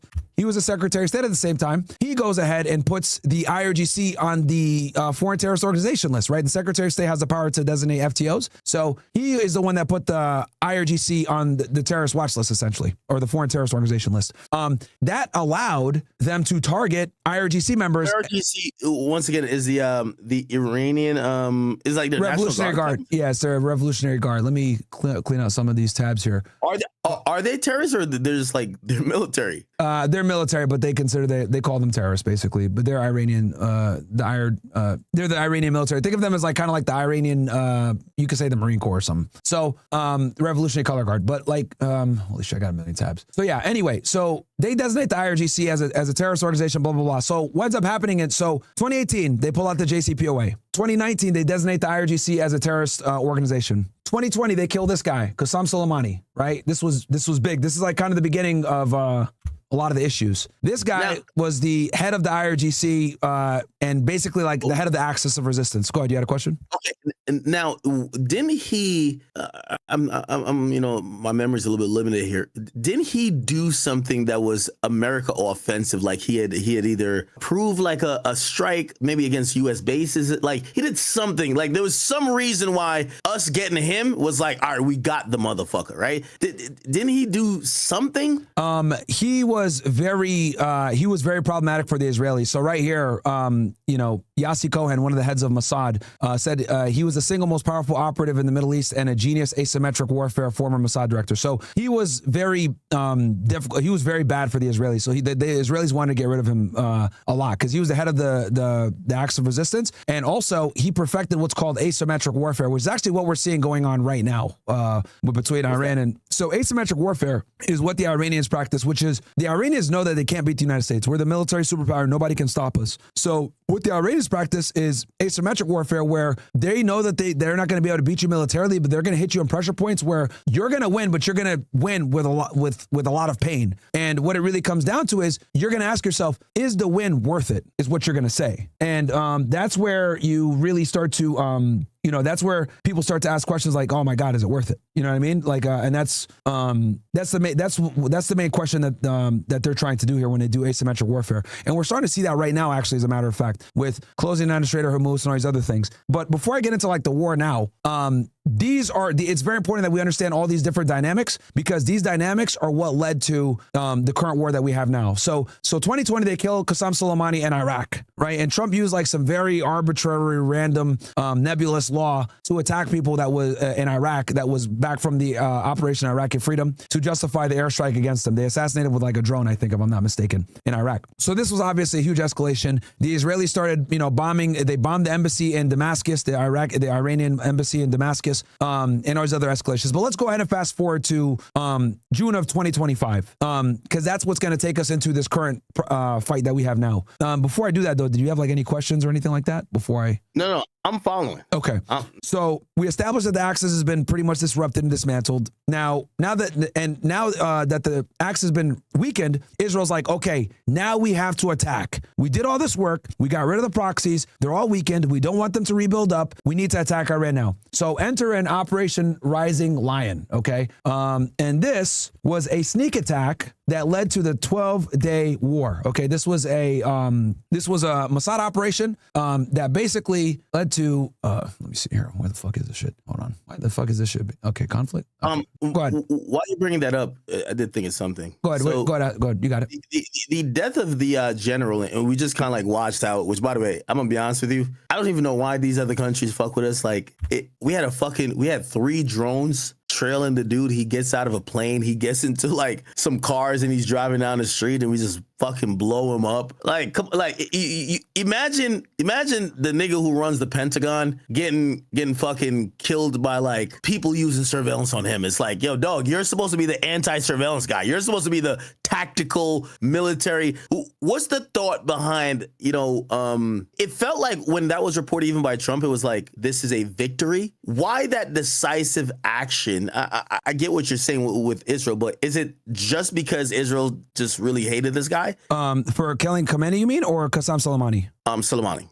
For Soleimani, it was a big deal because because Khamenei was like he's like the figurehead. He's like the leader on paper. He's the guy, like the face of the organization. But the real brains was Soleimani. Soleimani was the one that set up the axis of resistance. He was the one that prepared the asymmetric warfare. He's the one that, because Iran has multiple layers to their military strategy, right? So they have their ballistic missile program, they have their nuclear program, they have their drone program, right? And then they also have economic warfare that they can impose, which will create a lot of economic turmoil, not just for them, but it will also create economic turmoil for the United States and for Israel, which we'll talk about how they're starting to employ that now. So first, let's get into the 12-day war. So while the United States was in the middle of negotiations with Iran, right, for their nuclear program, right, because Trump was trying to institute something similar to the JCPOA with Iran. Now, we go to find out that was all not real. It was, the negotiations were bullshit. It was almost like a ruse to get the Iranians to feel safe. And as they were preparing to do negotiations, Israel attacks Iran. Think of it as like this was their Pearl Harbor, because they didn't see it coming. And the way the Israelis were able to pull it off, which is genius once again, they had Mossad operatives in country for several months building drones, right? Piece by piece, they'd mail the parts of the drones to themselves in Iran, build the drones up. And on the day that the conflict began, they started flying these drones into surface-to-air missiles, right? And other radars, etc. And this would destroy their air defense, which would clear the road for their F-35s, fighter jets, to come in and just start dropping bombs all across Iran and have air superiority. So the Mossad operatives assemble the drones in country, secret agent type shit. Then on the day of, they all launched the drones they built to destroy the air defenses. Once the air defenses were destroyed, Israeli jets come in and they start bombing the nuclear facilities, military infrastructure, bombing Tehran, etc. Now, this disoriented and messed up the Iranians, and it took them several hours to respond. But when they responded, they fucked Israel up bad, dude, really bad. Because the Israelis, number one, they're what I call a glass cannon. They can inflict an enormous amount of damage. Their intelligence services are fucking fantastic, but they can't really take casualties like that. They're a small country. We're talking like 9 million people, right? Hey, don't they have something called like the Golden Dome or some shit like that? Like yes. Something that that protects them from ballistic missiles kind of coming through. Yes, I'm going to talk about that now. So, and I'm glad you mentioned that. So the Israelis have a three-pronged air defense system. They got the Iron Dome, the David Sling, and the Arrow, right? And it's three different air defense systems that they have where they're shooting interceptor missiles to, take down drones and ballistic missiles that come their way. Now, here's the problem, right? And this is why a war of attrition is very bad for Israel and why they had to, stop the war after 12 days. The Iranians have more missiles than the Israelis have interceptors. So over time, right, the interceptors are far more expensive and difficult to procure than it is for the Iranians to make drones and missiles. Iran manufactures almost all of their weapons at home, domestically, because they're under crippling sanctions, so they are extremely self-sufficient. Their drones, for example, the Shahed drones, those are like 10 to 20K to make, right? Meanwhile, the interceptor missiles that they're using cost millions of dollars to make, right? So in a situation where you got a war of attrition, it's just a matter of time that Iran starts shooting these, cheap drones, cheap missiles. They get shot down by interceptor missiles. Then they start using the real shit to fuck Israel up. The hypersonic missiles like the Fatah 1 and the Fatah 2, etc., that are way faster. And to be honest with you, those are a lot harder to shoot down via the Iron Dome and their other air defense. So as the days went on, it was getting harder and harder for Israel to shoot down these missiles, and they were quickly going through their stockpile of interceptors. So they're going to Trump like, dude, you need to fucking end this thing. So what does Trump do? He says, okay, I'm going to bomb their nuclear facilities, because that was the whole reason that they used to, that was the justification they used to get into the war, which he did. He used the bunker busters. They attacked Fordo, which is a big mountain where they had one. Timeline, like when? This is in June. This is during this is 12-day war. This is June 2025. So it's the 12-day war. So you're alleging that we bomb Iran because in June, because Israel's just getting their ass whipped, and we're like, all right, bet we're gonna fucking, kind of help out, but we kind of probably tell the United States constituents that it's kind of for different reasons. Yeah. So I will say this: the Israelis did an enormous amount of damage. They fucked up Iran too. Like, I'm gonna be, I never underestimate Israeli capabilities. They're very good. They fucked up Iran, especially since they hit them with a sneak attack. But when Iran retaliated, they kind of took the gloves off because for a very long time, the Iranians didn't want to escalate too much because they didn't want to bring the United States into a conflict alongside them because they know if you hit Israel too hard, that's going to invite U.S. aggression. So I'm going to bring the big brother out. It's like yo, you can't leave a mark on him. You slap him too crazy. Yes. The big brother is coming there and you won't get your ass whipped. Bro, that's precisely what it is. So because the Israelis had like been poking these dudes. They bombed their embassy. They were assassinating their scientists. Because when they did the sneak attack, bro, I forgot to tell you, not only did they take out their air defense, they assassinated several scientists, nuclear scientists, and they killed a bunch of generals in their houses, dude. In their houses, precise strikes. Dudes are eating dinner with their family, and then boom, a drone flies in and blows up a corner of the apartment complex and killed him and, direct strikes. Precise. So they did that, and they were bombing the hell out of them. So they killed their generals, killed their nuclear scientists, and they started bombing all their military infrastructure at the same time. So it took the Iranians a bit of time to recalibrate and be able to hit them back. So when they hit them back with those missiles, they hit them back extremely hard because for a very long time, the Iranians had to use very measured responses because they didn't want to invite U.S. aggression. So when they hit the Israel, and here's another thing too that's very important, and I want to mention this too. The Israelis were hoping that they were going to be able to decapitate the regime and that the people would take the streets and take the country back. They tried this back in June. It fucking did the opposite. After the Israelis attacked them for the 12-day war, the Iranian people came out and started protesting and saying, hit them back, strike them back, death to Israel, blah, blah, blah. So it had a reverse effect. They were trying to trigger the mentality that's needed for a coup. And, yes. and that mentality is, hey, we're glad the regime is getting attacked or toppled, and we want to take control of the government or give an alternate to what's going on. And that was the idea that Israel was doing. I'm wondering why they would do it alone, though, because, even historically, going back to what was that? Is that the 1979? Yeah, that's was it MI6 and also the U.S. and Mossad? CIA. Yeah, right, and then Mossad. So it's like, why would you do that without the United States and everything? Especially you guys are the intelligence guys. Because even if they don't like the Ayatollah or they don't like the regime, they hate the United States and Israel more, right? Like, it's like, I'll give you an example. There's people here that might not like Trump, might not like Biden. But if someone did something to Trump or someone did something to Biden and it was a foreign actor, we would all say, fuck that guy. Even though we might not like our politicians, we'll be damned if, a foreigner is going to hurt one of our politicians, right? Like, and it creates like a patriotic effect. Like, if you go back to 9/11, me and you are old enough to remember 9/11. Remember when we got hit, Bush went over to the towers and he had the megaphone and he famously said, the people that did this are going to hear all of us, right? And everybody rallied around the flag. So even if you don't like George Bush back then, you voted Al Gore. It was very divisive in terms of how people thought about George Bush, but it was like the rallying cry. Everyone was like, we like how he stepped out, and despite we don't like him for these things, he's doing what we need him to do right now. Precisely.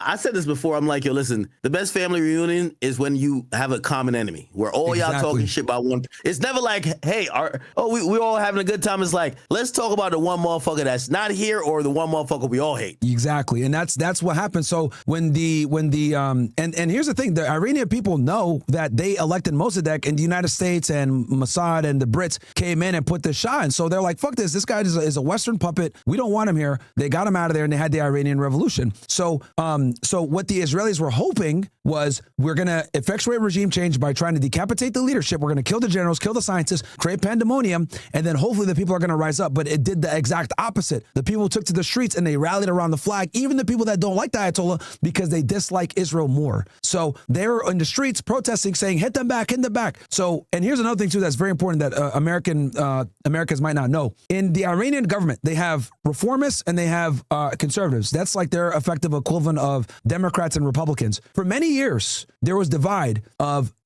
working with the West because they want to obviously relieve these, crippling sanctions. So the reformists are like, look, we need to work with the West. We need to exercise some type of diplomacy. We need to get our economy on track. The conservatives say we can't trust them. They work with Israel. No. And there was always this clash, right, at the politically in Iran between these two different groups. Operation Rising Lion and the Israelis attacking that way made them fucking finally unite. So it had the complete opposite effect, because now the reformists and the conservatives said, okay, we might not agree on the economy, we might not agree politically, but fuck the Israelis. We are going to hit them back. And that led to the Iranians retaliating and absolutely demolishing Israel. Now, now it's very important that people know this too. Western media doesn't cover this because the Israelis, while they were getting bombed, had laws in place where if you recorded damage of them getting hit, you can go to jail. They literally had laws in place against journalists recording the damage. And the reason why is because they knew that the Iranian intelligence was monitoring all the media that was coming out of locations getting hit in Israel, and they didn't want them to see the damage so that the Iranians can calibrate the missile coordinates and make it more accurate. So they had like a shutdown policy of media. Now, obviously some videos leaked and everything else like that we saw, but the Israeli government was extremely tight-lipped about locations that were hit, whatever. So several months later, I'm watching Israeli media and I find out, boom, they hit, strategic locations, they hit military bases, they hit a Mossad base, they hit an Oman base, and the Iranians did quite a bit of damage. Now, here's the problem here. Now this allowed the Israelis to move the goalposts because now that the nuclear program was allegedly destroyed by Trump and us, the Israelis realized the damage that these ballistic missiles can cause. So the number one concern of the Israelis after the 12-day war was we need to get rid of their ballistic missile program, right? So they tried to do negotiations again, and they had three requests. The Israelis wanted three things. No ballistic missile program, or the ballistic missile program needs to be reduced where the missiles cannot go beyond 300 kilometers, which is a joke. They must stop all their nuclear enrichment, zero enrichment, not even a civilian program.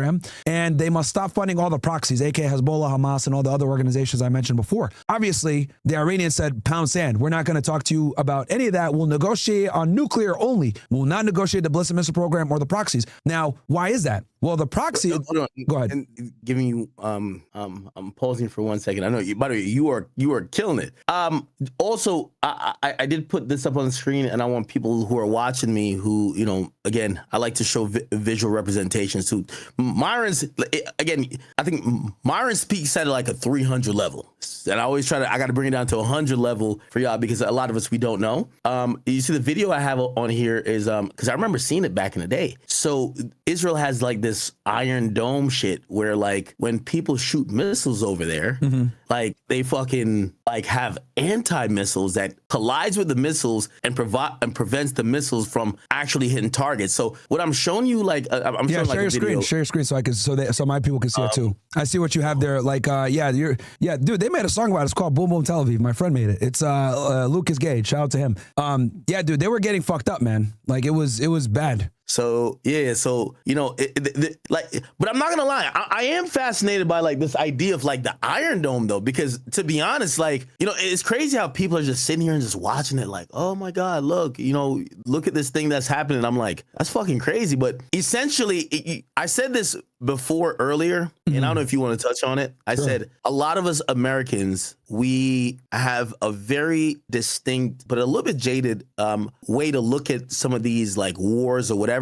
And I said, if there was ever a fucking bomb that dropped in Brooklyn, let's say one bomb, didn't have to be nuclear, a ballistic missile that dropped, that hit the Brooklyn Bridge, it would be like game over because we would act like it's the end of the world. But that's the reality that all these other countries have to deal with. That's why when we hear, like it's probably like, as you're saying, and I'm kind of agreeing too, that we are doing these military actions, but it's kind of mostly benefiting Israel. We're kind of like, I'm cool with saying, all right, I really don't give a fuck about Israel that much, but I'm Team America, so if it is what it is, it is what it is. But if there was actual consequences, right? Like if there was a bomb that fucking dropped and it's like, yo, this shit just hit Milwaukee, like we'd be freaking out so much that we'd also probably think 3,000 times before a leader could just, Trump's popping up on here saying, hey, we did this, I dare y'all to do this. But we're kind of doing this because the American people have no fear of anything happening here. So even when we hear, oh, they attacked our base in Qatar, we're like, okay, where the fuck is Qatar? Okay, cool. But we're not seeing it. But when we look at these videos,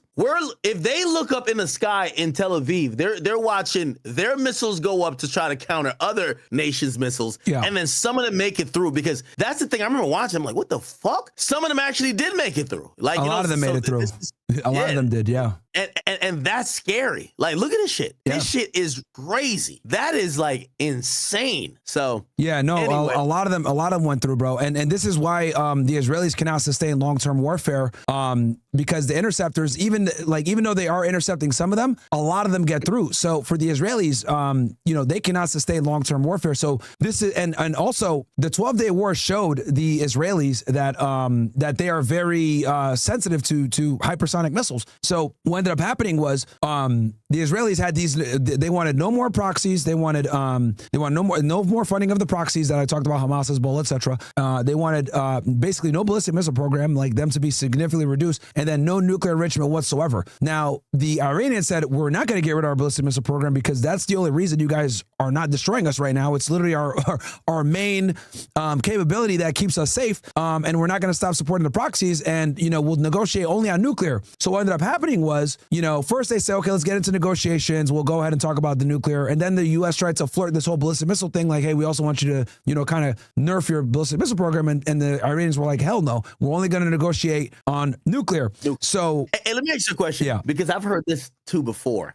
It's this idea that, okay, the reason why like a place like Iran has to try to develop nuclear weapons is that in reality, capitulation to the U.S. government or Israel or whoever, it just doesn't work. It only works when they respect your capability of being a possible attacker or having some military power. Because what ends up happening is that the U.S., which I think this is our MO now, will do a regime change. Oh, okay. Like currently we're doing a regime change, and the regime change is literally going to be, you got to get the person who we like, who are going to be our bitch. Mm-hmm. Well, you can't really have a sovereign nation if the only way to not be embroiled in some shit is to put a leader in place that's the bitch of the United States. Except people say, well, look at the countries who they have issues with, but they play it very interesting. They don't do aggressive maneuvers to try to, infiltrate and replace regimes. It's the places like North Korea, this and third, where they actually do have some type of reasonable expectation that there is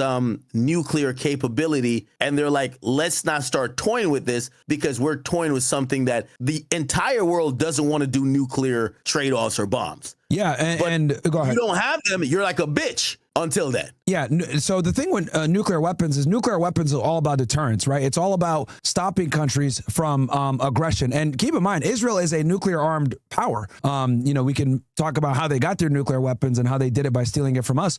Is that known? They don't formally declare it, but they 100% have a nuclear weapon program. And they stole the fucking technology from us, by the way. That's what makes this all even funnier. Like, you know what I mean? It's like it's nuts. This is what got JFK got killed. It's literally what got JFK got killed for, is because he was trying to rein in their nuclear program. John F. Kennedy, yeah. I thought he got killed by a sniper. Oh God. Okay. I mean, that if you want me to go into that, I could go into that, but I could.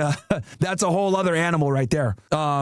We'll table that one, but yeah. If you're trying to tell me that there's additional information that suggests that a president of the United States got assassinated, but it wasn't for the reason of some lunatic. Yeah, I could definitely talk about, if you want me to talk about JFK, I could cover it after the 12-day war, but that will explain to you how Israel has their nuclear program. Because once you figure out how Israel got their nuclear program, like all of this is even crazier, because they're over here trying to say the Iranians can't have a nuclear program when the Israelis are not signatories of the non-proliferation treaty. They have an undeclared nuclear program that's illegal. They stole the technology from us to get that nuclear program, and they literally have used nuclear blackmail. They threatened to nuke Iran. That's why Trump had to step in and bomb Iran with the Fordo and everything else. He said, if you don't bomb their nuclear facilities, we are going to hit them with a nuclear bomb, because they cannot sustain the damages they were taking during the 12-day war, because they were starting to run out of their stockpile of interceptor missiles.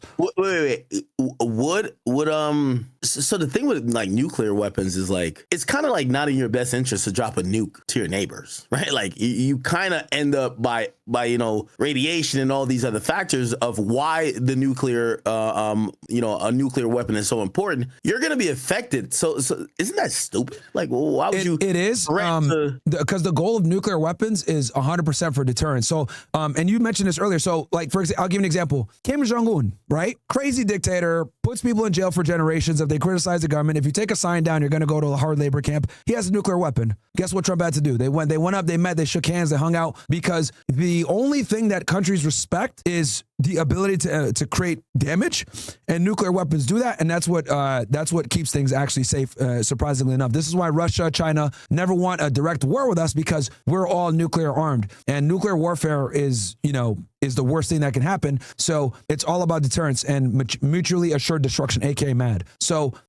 this is why the Israelis want to get rid of the Iranians, because they don't want them to rise up and be able to actually continue to be a power that could challenge their hegemony in the region. So the 12-day war happens, right? After the 12-day war happens, Israel starts kind of rebuilding, getting more interceptor missiles, and Iran understands, holy crap, we got a lot of work to do. So in the 8 months since the 12-day war of June, the Iranians start getting new technology, they start getting new weapons, they start beefing up their air defense, they start preparing missiles, they start ramping up hypersonic missile development of the Fatah 1, and I think the Fatah 2, which are some of their fastest missiles that can't be stopped by the Iron Dome and the Arrow Sling, or a lot more difficult to do. They start getting ready to, they start working with the Chinese and the Russians to get more intelligence on the U.S. As the U.S. starts to build up a military presence in the region, and then they were prepared for this conflict. And then when they attacked Iran, and they told the Gulf states this: if the United States attacks us, every single asset in the region that assists the United States and Israel will be attacked. And they made good on that promise. When they attacked Tehran, the Iranians bombed Israel and the United States back within 90 minutes, dude, which is super fast. So they were ready to go immediately. And right now, where it currently stands is they're bombing Israel. A lot of the missiles are going through. Israel's trying to do their best to keep the footage from getting out there. This is why their 24/7 news station ILTV is not. They're not doing live broadcasts like Al Jazeera is. The U.S. bases are getting destroyed all across the region. They just started attacking Saudi Arabian oil fields, and they shut down the Strait of Hormuz. And the Strait of Hormuz, I can show this real quick for your audience. This is a very important economic strategic location.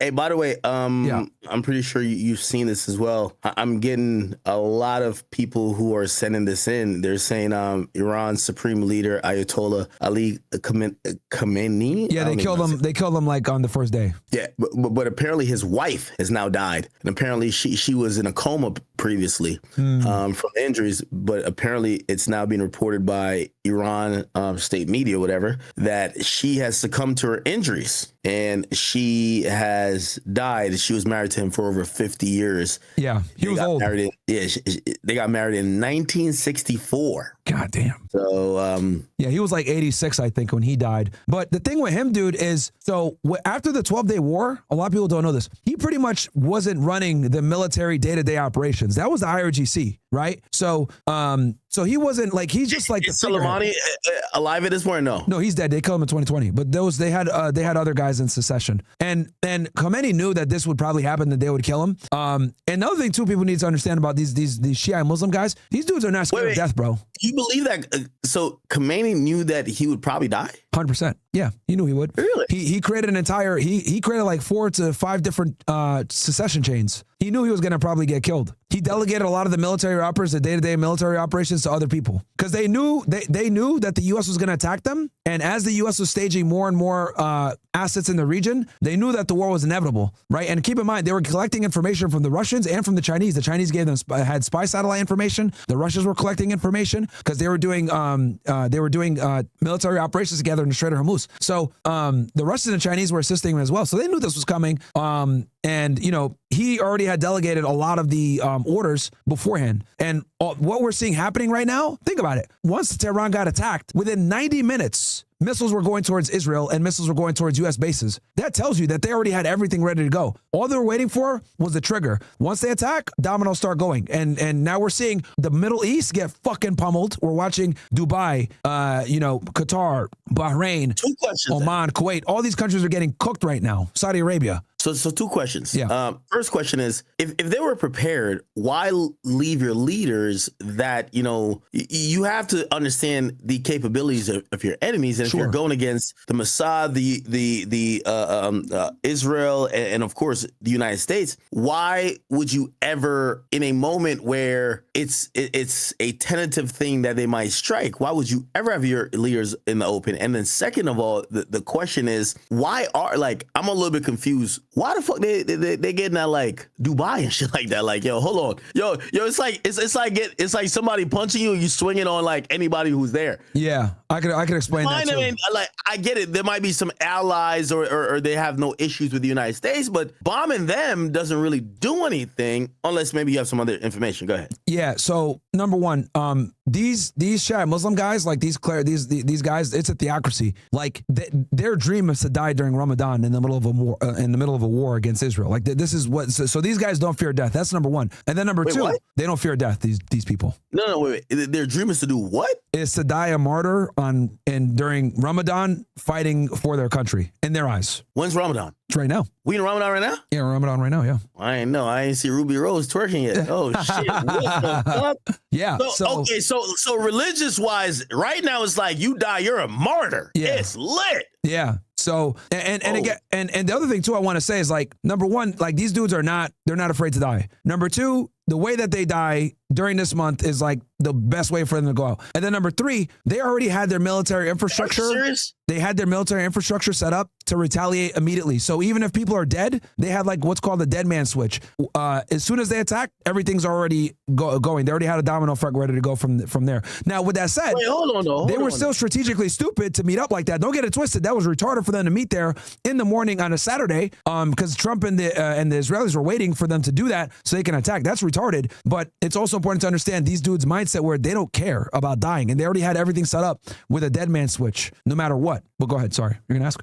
So you're trying to tell me, like, I mean, obviously, I always think it's the terrorist niggas, like the niggas who like hop on a plane, they know they're not getting off, they put a suicide vest on. You're telling me that the leaders of these people, because I ain't gonna lie to you, I'm one of them niggas. I'll be like, all right, listen, die for Allah, and as soon as when it's my turn, I'm like, all right, yo, let's talk peace, brother. Like, fuck all that. Yo, let's talk some peace, brother. Like, I don't know, like them niggas are stupid as shit, man. Let's talk peace. Yeah. So you're telling me even the leaders, they're really about that life. Yeah, they are. And remember, this guy's like in his 80s, dude. Shit. This dude's in his 80s. Like he doesn't care. Like lives a very modest life, not flashy like the Gulf states. Like these dudes, like it really, they are like that. Like they don't care. Like their greatest dream is to die in the middle of a war in Ramadan. Like it's like, because here's the other thing too. The whole Muslim world is like supporting this dude. There's like riots going on in Pakistan and Iraq. Like, yeah, bro, this guy's very revered in the Muslim world. And it's because he's one of the only Muslim leaders that's standing up for Palestine. Meanwhile, like countries like Saudi Arabia, Qatar, Bahrain, UAE, these dudes are all cucked to the West. So like in the Muslim world, right, they look at him as like a hero. Hey, by the way, so I was reading a little bit about him. So when they got the Shah dipped out,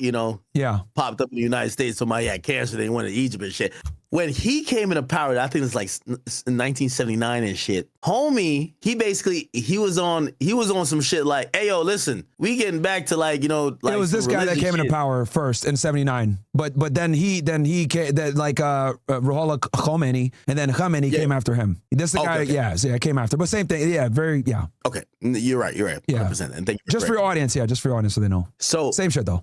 So when that happens, right, he comes in with like some energy like, yo, listen, I know y'all was trying to get some westernization on here, but fuck that. Y'all bitches can't do this, that. Yo, he was wilding. Like, he was like, yo, put them hoes back in the kitchen, man. It's like, no, I'm serious. I was reading this shit. All of it. So the Shah that was popping from like, whenever they put him in, like, was it 19-something, like 40-something? And 53, when he got in, or 53, when he got in from 53 to 79, it was like, all right, bet. Yo, we're puppets for the United States. What they doing over the United States? Let's do it over here. We're with whatever. So, it's like liberating. They're trying to bring some rights to like the females and stuff. Yo, homeboy get in. And that nigga say, yo, listen, all y'all bitches get back in the kitchen, start putting y'all hijabs on. Yo, we don't want to see nothing but eyeballs, straight up. None of that. I'm lying? Tell me I'm lying. I said, once I've seen that, it reminded me to just say, yo, people in the United States need to realize, man, you can't save everybody, man. Listen, whatever little progressive, like, feminist shit you got going on, man, keep that shit in San Francisco, bro. When you go over there to, like, the fucking Middle East and they want to have their hoes in hijabs, they want them cooking 18 hours a day, want them to shut the fuck up, bruv, that ain't none of my business. Leave them alone. Right? Because that's what he was on. I looked at it. Google him. It said he brought brought back the shit that said he looked at Western women as sexual, there were symbols of sexuality, and he wanted to bring back all the shit that, women gotta operate like this out here. And here's my thing. I live in the United States, so I'm not gonna reject what's going on over here, but I respect another country for saying, fuck y'all niggas. We want our bitches like this. Yeah, I mean, I respect everybody doing their thing. Yeah, I mean, it's about protecting female modesty. But the other thing also, I guess, with this guy, like I said, they already had the infrastructure ready to go for retaliation with how they're going to go about things. So, this dude was just the face of the face of the government. But the reality now is that now the IRGC is going to run things. And here's the other thing, too. This guy was against getting a nuclear bomb. He had a fatwa in place for them to not have nuclear bombs because it's against the religion. But now these IRGC guys are not going to give a fuck about none of that, bro. They have highly enriched uranium at 60%. It only takes a couple of weeks to enrich it to the 90 weapons grade level. I know that I'm sure they probably still have some centrifuges to continue enriching. So who knows if they, if they're not working towards a nuclear bomb right now. So, another thing too also that's very important is, and I tweeted about this actually, if you go to my X, I talk about this shit. Like, dude, they took the streets and they're not happy that this happened.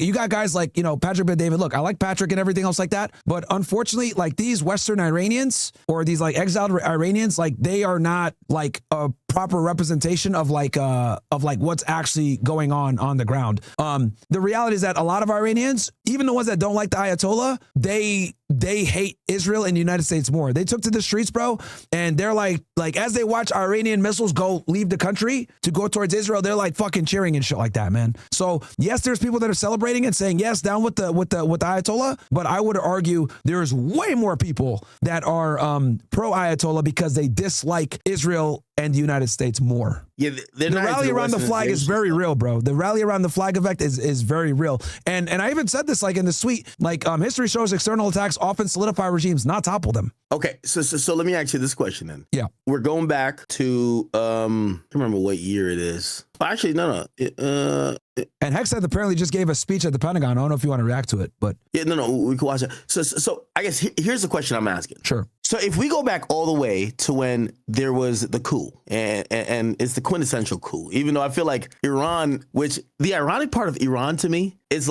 it's a definition of every country, right? Mm-hmm. Even our country in the United States, we will be like, hey, listen, I think after this administration, we're going to have conservative/Trump fatigue, but Trump is not running again. I actually anticipate that a Democrat's going to win, and they're going to win. They might impeach him, bro. Term. Huh? This war, they might impeach him, dude.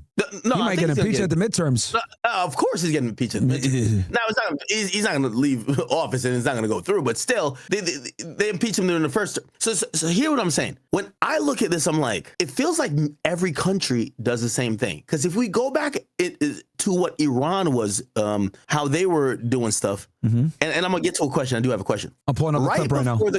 Right before the coup, essentially, the Iranian people were upset. They felt like, they weren't being represented right. They felt like they were being a little bit oppressed. The U.S. came in at the right time. That's why a coup works. You have to make the people feel like, hey, we're not doing the best we could do as a society under this administration or this leadership. Mm-hmm. They agreed with it this and third. By the time the Shah, who was America's puppet, got, exiled or overthrown, they felt the opposite. Hey, these guys, they're America's puppet. So they were kind of cool with America coming in at first, but over time they were tired of America and they wanted to revert back to some more ideals and certain other things where they felt they could speak freely and also live within their religion. My point with all of this is I don't think any country is ever just stagnant on we want this. It's always a group of people that feel from here to here. And as time goes on, just like Democrats and Republicans, after we had Biden for all that time, we needed this, right? But now we've had Trump. I think it might be like, hey, let's go back. The question I did have for you is, why did the USA do this particular strike where you kill their leader, but it's not be the optimal time for the constituents to say, let's take over or let's get who they want us to get. We hear Trump saying these things like, hey, this is a once in a life opportunity. Take control of your country. And if they're not feeling that, the coup is not going to work. The coup has to be, hey, y'all killed our leader and finally let's go take control. If that's not it, it's not going to work. And you're saying that there's a lot of people supporting the other side. So what's the fucking point? That's a fantastic question. They went into this conflict hoping that people were going to rebel and run a coup or like take over, and they didn't. They had the opening right there. Khamenei was dead. They were doing a transition. They were getting attacked. Tehran is on fire. And what ended up happening? Nothing happened. They didn't they didn't end up being able to take over like they wanted. So that's what they were banking on. And here's the funny part, Ak. They tried this back in June and it failed. They've tried this in June and it failed. Now you're probably wondering, well, okay, how the hell you're saying Israel tried it, right? Yeah. So maybe both of us tried it because we were involved too. Because we came in. Remember, we came in and we bombed their nuclear facilities after, and we were also hoping that there would be a regime change. It failed, and then you fast forward to January. But that felt like an Israel-Ran thing because they were the one who kind of led with it. This one feels like we're leading with it, right? So Israel led this one too, to be honest with you. And the reason why Trump had to do it that way because he didn't get congressional approval to go to war. That's the key. Ooh, okay. You know what I'm saying? So it had to be a joint operation alongside the Israelis supporting them because he didn't want to have to go through Congress to go to war. So because he knows that they would have never done it, and he campaigned on no new wars. So and here's the other thing too, it backfired. This is what Trump wanted to do. This was the plan originally when they framed it. Okay, we're gonna hit them hard, kill the top of their leadership.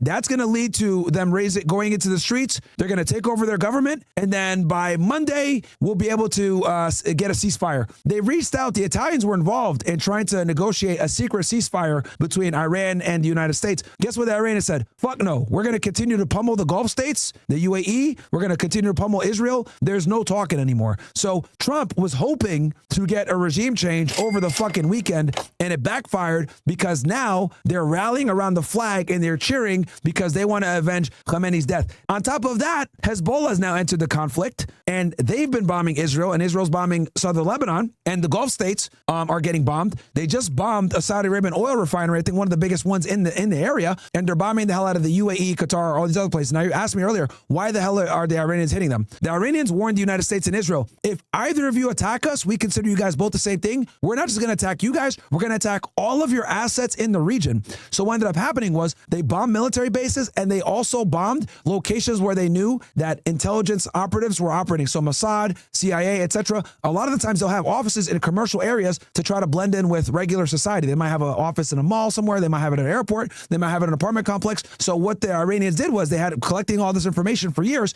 They started doing precise strikes on all the strategic locations, not just the military locations, but all the clandestine locations as well for the UAE. For the Mossad and for the United States. That's why they're hitting these different random locations all across the Gulf.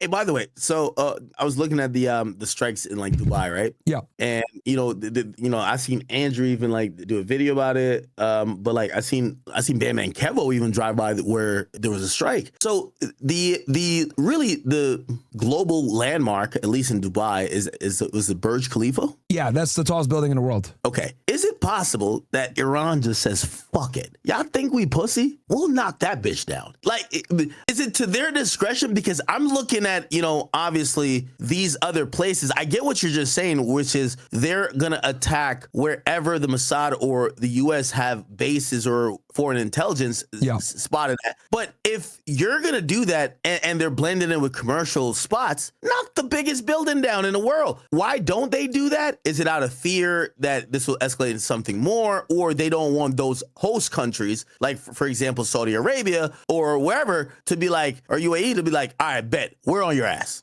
They don't want to start a fight like in the Muslim world like that. They're keeping it strictly strategic and economic, right? They're not trying to kill Muslims. They're trying to focus more on American and Israeli strategic locations of military/intelligence infrastructure is what they're trying to do. So that's that. Because and the other thing too is that, like, this is what the United States was fearing, and Israel is creating a regional war and getting these proxies involved, which is what's happening right now. Now Hezbollah has been activated because they warned that if they killed Khamenei that they would get involved, and that's what's going on. And keep in mind, Hezbollah Hezbollah, though they're somewhat attached to the Lebanese government doesn't really have oversight of them like that. So, and the Israelis threaten like, oh, well, if Hezbollah gets into this conflict, we're going to start bombing infrastructure points in Lebanon. And the Lebanese government's like kind of in a weird spot because they're like, oh shit, like, damn, these guys are going to attack us. So, yeah, dude, like this war, like, you know, obviously I think you could tell from my analysis here, this war serves almost zero American strategic interests. This conflict only really benefits Israel, and this is what Israel's been trying to do for 40 years. And Netanyahu admitted this. He was like in Tel Aviv yesterday on a building talking about, I've been yearning for this conflict for 40 years because Israel wants to be the hegemon in the region. And what's going to happen is we got 4 service members already dead that shouldn't be dead because we inserted ourselves into a conflict that we really didn't have to. Iran is not really a threat to the United States as much as people want to try to sit there and cope and say that it is. They're not. They're a threat to Israel, and as usual, the Israelis are fantastic and manufacturing intelligence that fear mongers and makes people think that they're a threat to us. This is what they did 20 years ago with Iraq, saying that Saddam Hussein was a threat to the United States with weapons of mass destruction. And I remember Netanyahu famously saying back in 2002, as he testified, you know, if you take out Saddam, there's going to be positive reverberations all across the region. Where are we 20 years later? Iraq is still a fucking shithole, still destabilized. Syria, Lebanon, Libya, Lebanon, etc. We've only made the Middle East worse. And here's the problem. You destroy all these Middle Eastern countries, it creates refugees. Where do these refugees go? They go to all these other countries because they can't even stay where they're at. So, you know, I don't want to sit here and be like, it's all Israel, but it is important to note that our foreign policy is dictated by a foreign government that has an enormous amount of influence and power in our politics that pays off our politicians to push legislation and a foreign policy that simply doesn't serve us. And these 4 soldiers that are dead right now are a perfect representation of that. And we're literally going into Iraq 2.0. But here's the problem. Iran is capable. We won't be able to invade Iran the same way that we did Iraq. Iran has unforgiving territory. This is why they're trying to do regime change with the citizens, and it's not working because they know that they can't put boots on the ground and go into Iran. That's going to be a nightmare. So it's a L all around the way for us. Yeah, this war is absolutely stupid. Wow. And I've talked with a couple of strategic people, strategic analysts that talk geopolitics all day. I was in a Twitter space with a couple of them. I said, name one positive, give me one strategic benefit that the United States is going to derive from this conflict. None of them can tell me shit. That's how you trip up any pro-Zionist person that talks about this war. Ask him, give me one strategic benefit that the United States enjoys from this conflict. They will not be able to name anything, dude. Maybe they named we're preventing them from getting nukes. That's BS because they were already not going to have nukes with the JCPOA. I've debated literally hundreds of Zionists and I cook them all on this topic. Like, some people in the chat saying, Myron's wrong or whatever. Dude, I've researched this extensively. Like, I know what I'm talking about when it comes to Middle Eastern foreign policy. And any way you slice it, I could work it, backwards, reverse engineer it, how we got to a certain situation that we got into. And if I'm going to summarize and be very, simple, we have dual allegiance Zionist Jews that have positions of great influence in American infrastructure, whether it be tech, finance, politics, social media companies, etc., that have a vested interest in the preservation and security and hegemony of Israel, and they will fund and support it to any degree necessary. And I can give you a million examples of how they do this in many different places. But they do not serve American interests. They serve Israeli interests, and that's why we're in the predicament that we're in. And anytime I ask them, how I always stump them, give me one benefit that the United States derives from these conflicts, and they can't name anything. Interesting. Did you say someone was doing a press conference now? Yeah, Pete X said, I have it right here if you want. We could react to it. So can you hear my audio? Thank you, Reagan Reese. Can you hear that? Okay, let me turn the volume real quick. I'll turn it up a little bit because this is low. Got you. So apparently this was earlier today at the Pentagon. So here's Pete Hegseth, Secretary of War now. They changed the... Wait, what do you mean earlier today? Because it's 10 a.m. it was this morning, apparently. Someone was telling me... Oh, shit, okay. I think it was this morning, yeah. I think you got to share your screen. You're not... It's not... You can't see it? No. Am I tripping, Chad? Yeah, can you not see? I can see it on my side. You can't see... I can see it on your stream, too. I'm looking at... Oh, wait, hold on. Let me look at your stream. Yeah, no. You have to, you gotta... I know what you got to do. Click the bottom. Click your bottom part, and then click the screen. Here, let me reshare it again. Let me try this. Boom. Can you see it now? Ooh, am I tripping? Hold on. Because on my screen, I'm showing it. I think you might have to share with me, like how you were doing before. Remember you were sharing before, and then you had stopped because I was sharing. Do I click stop streaming or change stream? Yeah, it would probably be change or maybe stop and then start. I don't know. What the hell? Okay, because I don't know how the hell. Just on Discord. Yeah. Let me hit. That's weird. Why is it not? Because, or do I click change stream? You said it doesn't show that you're sharing screen at all. That's the thing. So I would say just stop. Did that and then do it? Start. Did that do it? No. Okay. Let me just hit stop streaming. I can give you you want to share it on here then instead? You can share it doesn't matter. Yeah, you share it then. I was trying to watch it. Go on here. I'll give you the link on Discord right now so you can put it up on your. Or actually, you know what? Just go to YouTube. Go to YouTube. We can watch the whole speech probably there on YouTube. If you type in Pete Hegseth, it's probably going to come from the Pentagon. They probably have a YouTube channel, is what I'm thinking. Let me see if I can. Okay, here we go. Streaming an hour ago. All right, here we go. Car bombs in Beirut, rocket attacks on our ships, murders at our embassies, roadside bombs in Iraq and Afghanistan, as well. Funded and armed by Iranian Quds Force and IRGC killers. My generation of veterans carry the names of brothers who never came home. Brothers butchered by Iranian-backed roadside bombs and well-armed militias. Thousands of our own. Got it. We didn't start this war, but under President Trump, we are finishing it. I think you're echoing a little bit.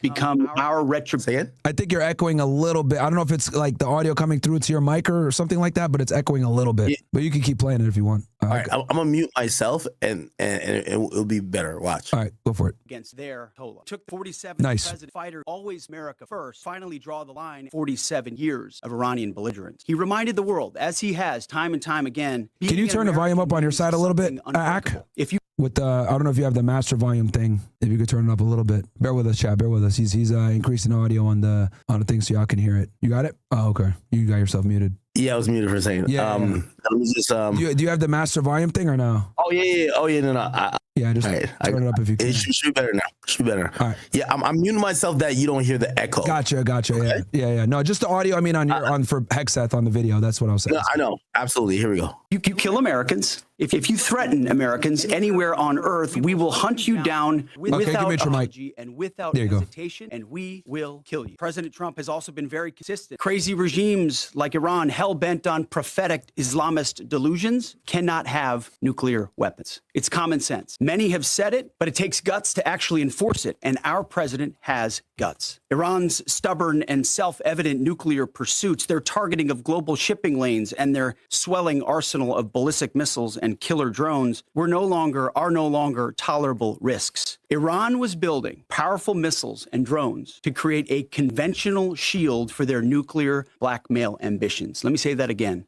A conventional shield for their nuclear blackmail ambitions. Our bases, our people, our allies, all in their crosshairs. Iran had a conventional gun to our head as they tried to lie their way to a nuclear bomb. It almost worked under Obama and his terrible deal, but not under this president. Turns out the regime who chanted death to America and death to Israel was gifted death from America and death from Israel. This is not a so-called regime change war.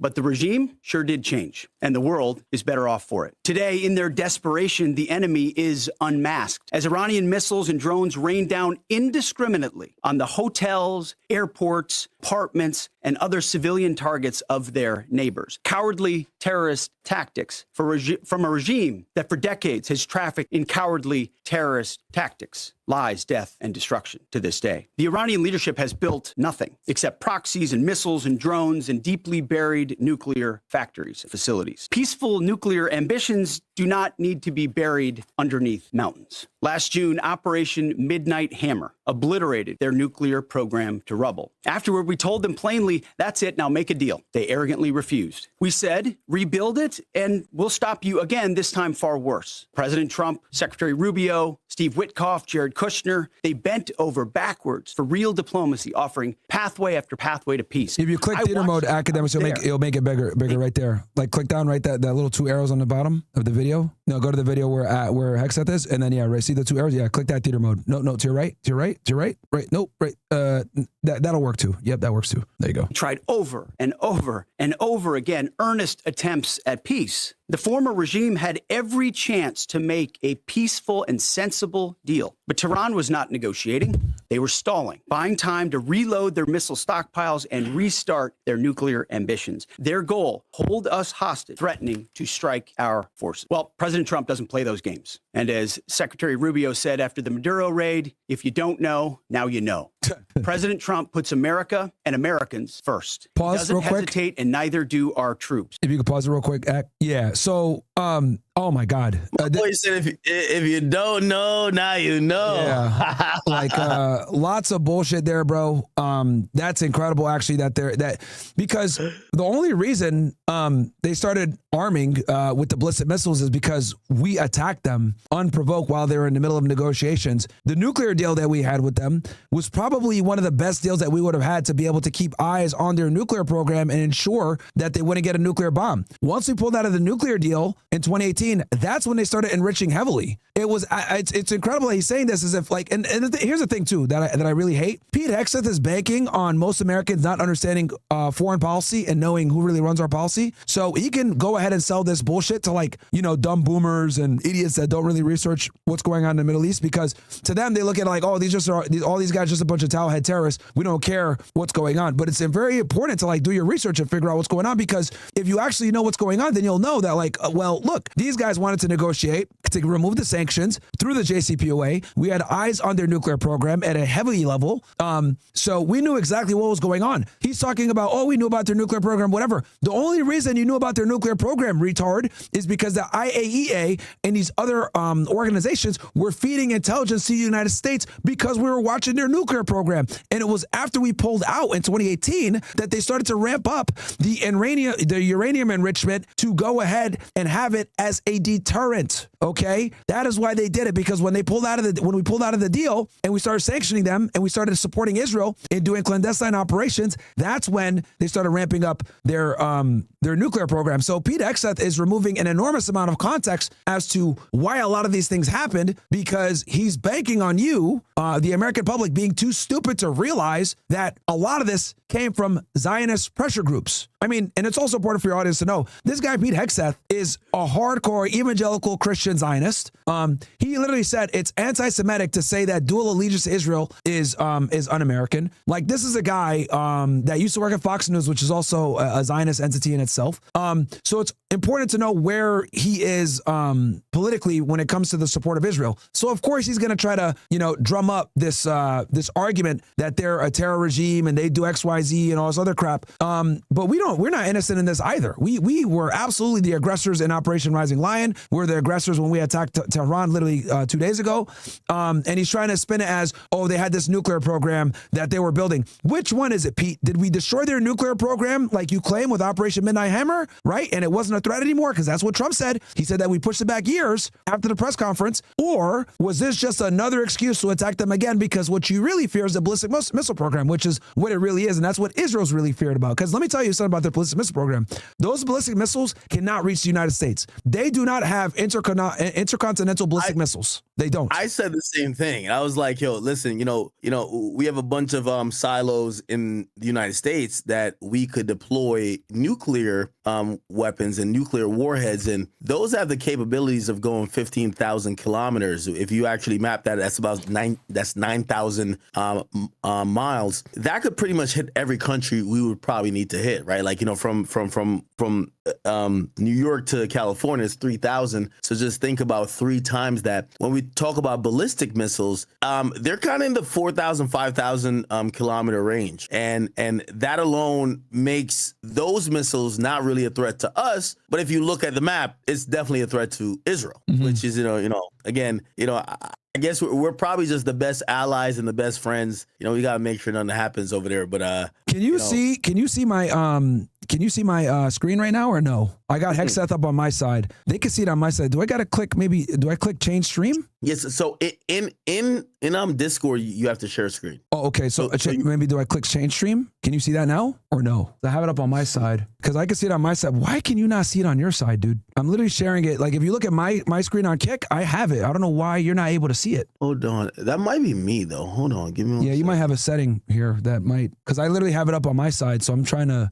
Give me 1 second. It says you're sharing your screen, which is kind of like the odd part. Hold on. Yeah, so I can see me and you together. Pause. I'm starting to think it's me. It might be me because I'm seeing that you're live. Because I was able to share my screen with you before. It's kind of weird how I'm not able to share it now, or why it's not showing up on your screen now. Because can you hear this at least? Car bombs in Beirut. Wait. Here we go. Perfect. All right. Nice. Okay. Here we go. Yeah, I'll run it from my side. What time stamp were you on? I was on 3-4 minutes. 4:38. 4:38. Okay, let me go right to that. And you're watching the News Nation version, right? I don't know if I was. Yeah, I was. Okay, perfect. Yep. All right, just so we don't miss a beat here. Okay. Puts America and Americans. How's that audio? Is that good? Good. Okay. Perfect. All right, I'll run it. First, he doesn't hesitate, and neither do our troops. The mission of Operation Epic Fury is laser focused. Destroy Iran. Someone was making a joke. It's called Operation Epstein Fury because that nigga's trying to conceal what's going on with Epstein, bruh. Iranian offensive missiles. The Epstein files got buried in this news cycle, by the way.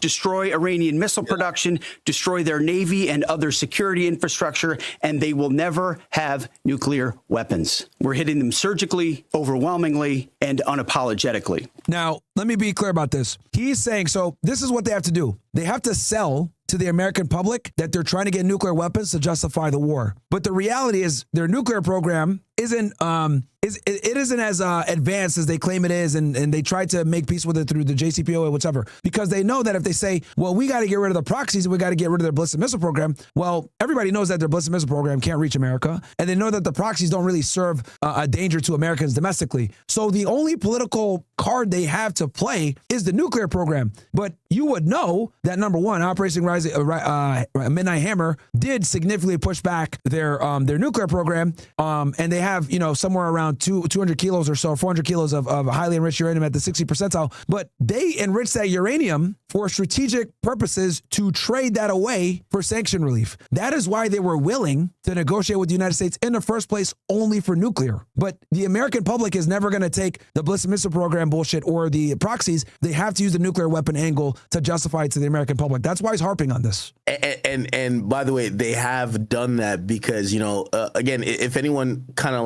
understands how nukes work, and I did a whole explanation on it, is so to have weapons, you need to be at the 90th percentile when it comes to enrichment. They're at 60 percentile, and the way to sell it is that it's like basically saying, hey, we only will tax Myron if he has $1 million.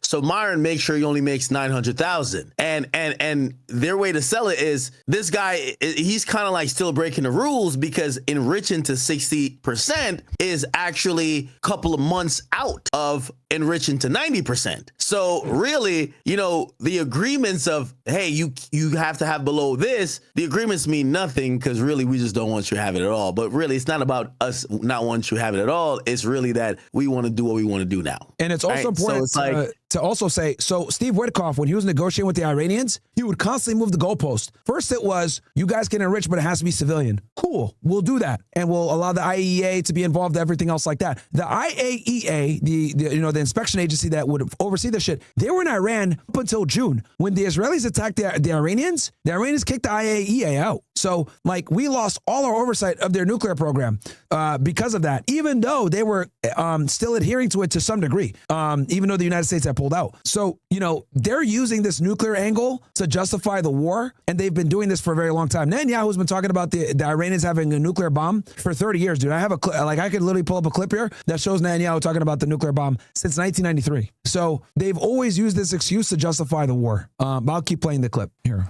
With every passing day, our capabilities get stronger and Iran's get weaker. We set the terms of this war from start to finish. Our ambitions are not utopian. They are realistic, scoped to our interests and the defense of our people. They are not realistic because you are trying to get a regime change war with the people rising up and overthrowing the government, and that has not happened. And our allies. Speaking of people, we hope the Iranian people take advantage of this incredible opportunity. President Trump has been clear. Now is your time. To Iranian security forces, choose wisely. Myron, doesn't that come off President Trump has also been clear about your... Was that? Go ahead. Doesn't that come off so pathetic? It feels like we're begging the Iranian people to go take their hey, this is a once in a lifetime opportunity. We'll never come help you guys out again. Go take, hey, we've cleared the way.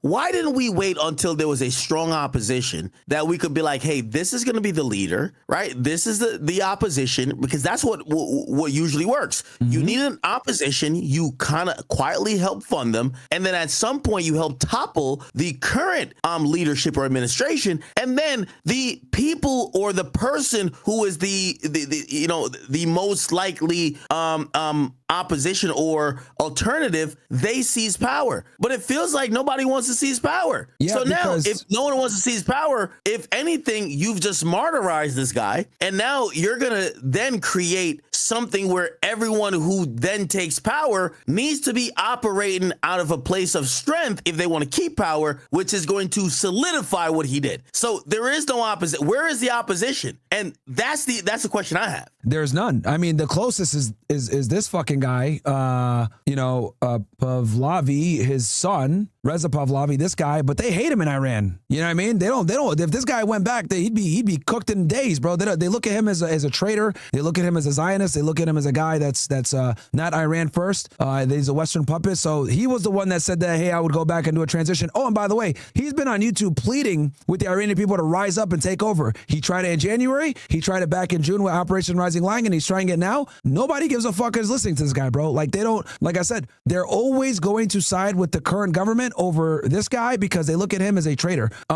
So they have him. And then we also have, like, I know that there was like a group of like a panel of Balochs and Kurdistanis and stuff like that said that they would go ahead, different sectarian groups in Iran, that they said they would take over. But dude, none of these people are going to be able to take over, because the problem is this: when you have a theocracy, a religious theocracy, where the people aren't just bonded politically, but they're also bonded religiously, that is very difficult to overcome, dude. That is very difficult to overcome. And that's why the people are not taking to the streets and rebelling how Pete Hegseth and them want. They're not doing it. And they're trying to save face now, and he had the nerve to say, oh, we did not start this war, which is fucking comical. They did start this war for bullshit reasons, and you're trying to sell it to the American public as a war to stop nuclear ambitions when we already had the ability to stop the nuclear ambitions years ago, and we had oversight of their program.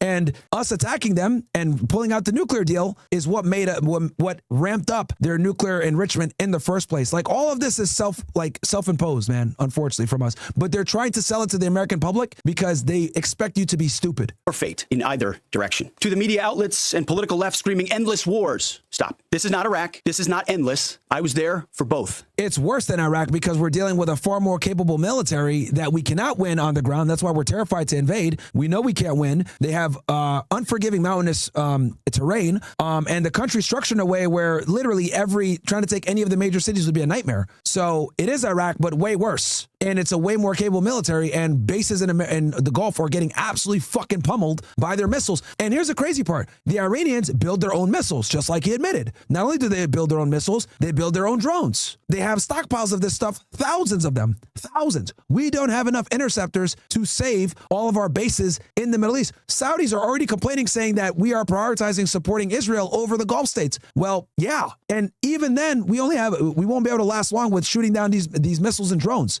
And a lot of them are getting through, bro. I can show you some of this shit on Twitter. It's nuts. Our generation knows better, and so does this president. He called the last 20 years of nation-building wars dumb, and he's right. This is the opposite. This operation is a clear, devastating, decisive mission. Destroy the missile threat, destroy the Navy, no nukes. Israel has clear missions as well, for which we are grateful. Capable partners. As we've said since the beginning, capable partners are good partners. Unlike so many of our traditional allies who wring their hands and clutch their pearls, hemming and hawing about the use of force. America, regardless of what so-called international institutions say, is unleashing the most lethal and precise air power campaign in history. B-2s, fighters, drones, missiles, and of course, classified effects, all on our terms, with maximum authorities. No stupid rules of engagement, no nation-building quagmire, no democracy-building exercise, no politically correct wars. We fight to win, and we don't waste time or lives. As the president warned, as 4 people just died over this weekend. An effort of this scope will include casualties. War is hell, and always will be. A grateful nation honors the 4. And Trump campaigned on no new wars, and he started a new war. Americans we have lost thus far and those injured, the absolute best of America. May we prosecute the remainder of this operation in a manner that honors them.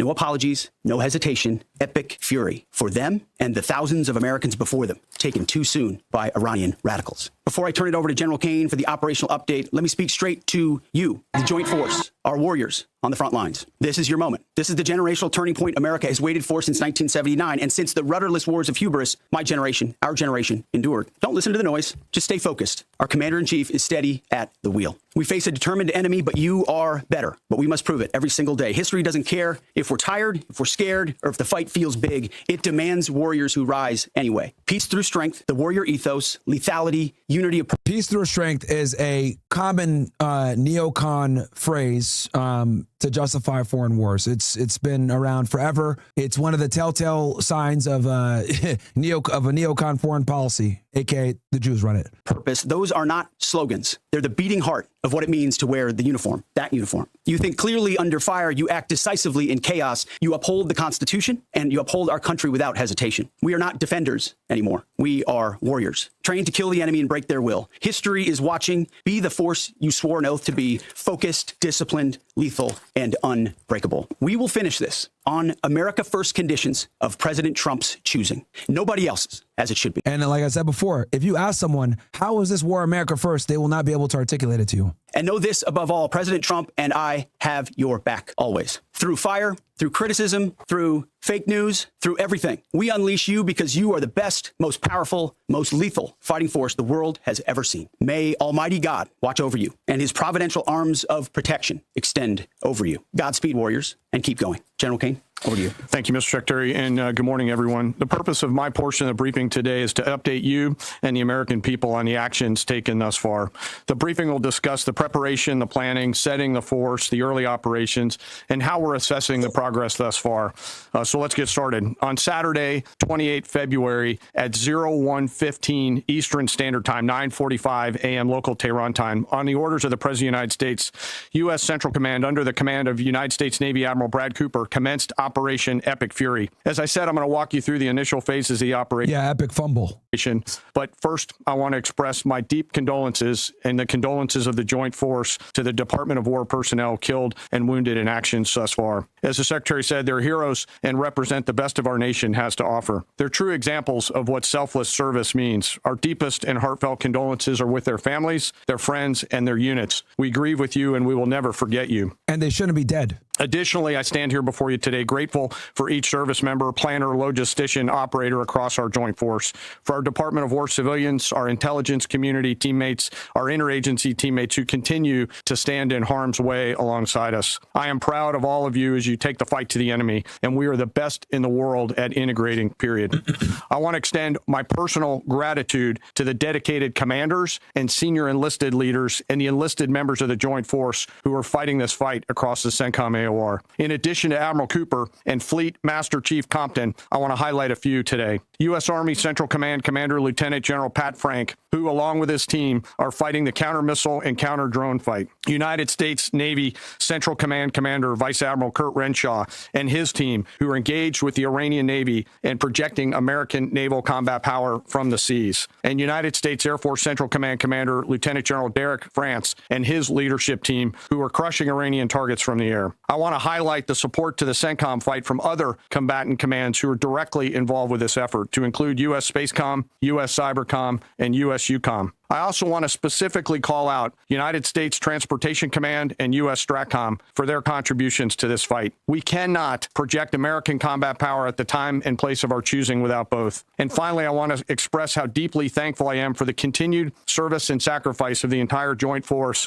and their families. Their unwavering commitment and dedication are the cornerstones of this effort. Joint Force delivered synchronized and layered effects designed to disrupt, degrade, deny, and destroy Iran's ability to conduct and sustain combat operations. On the U.S. side, this marked the culmination of months and in some cases years of deliberate planning and refinement against this particular target set. From precision strikes against key military infrastructure to persistent intelligence and targeting integration to the close coordination of the components across vast distances, this operation again demonstrated America's reach, readiness, and professionalism, and that of our joint united force. It was historic not only in the operational scope, but in the level of joint integration displayed across every element of the joint force. And as I said earlier, this work is just beginning and will continue. So now to talk a little bit about setting the force and setting the theater. On the order of the Secretary of War over the last 30 days to reinforce deterrence and provide the president with credible options should action be required, the joint force began to systematically reposition assets and personnel across the region. These movements ensured that U.S. forces remained postured, protected, and ready to respond decisively for any emerging threat. This deployment included thousands of service members from all branches, hundreds of advanced fourth and fifth generation fighters, dozens of refueling tankers, the Lincoln and Ford Carrier Strike Group and their embarked air wings, sustained flow of munitions, fuel, supplies, all supported with command and control, intelligence, surveillance, and reconnaissance network. And spending billions of dollars to do this, by the way. That's an enormous amount of logistical cost. Flow of forces continues today. In fact, Admiral Cooper will receive additional forces even today. This rapid buildup of forces demonstrated the joint forces' ability to adapt and project power at the time and place of our nation's choosing. I want to highlight a couple specific cases for you. The Gerald R. Ford Carrier Strike Group, which many of you know was down in the Western Hemisphere, redeployed across the Atlantic to set the theater. And they should have been back months ago. They've been out deployed, I think, for like 8 months at that point. They should have been back and ended that deployment. Now they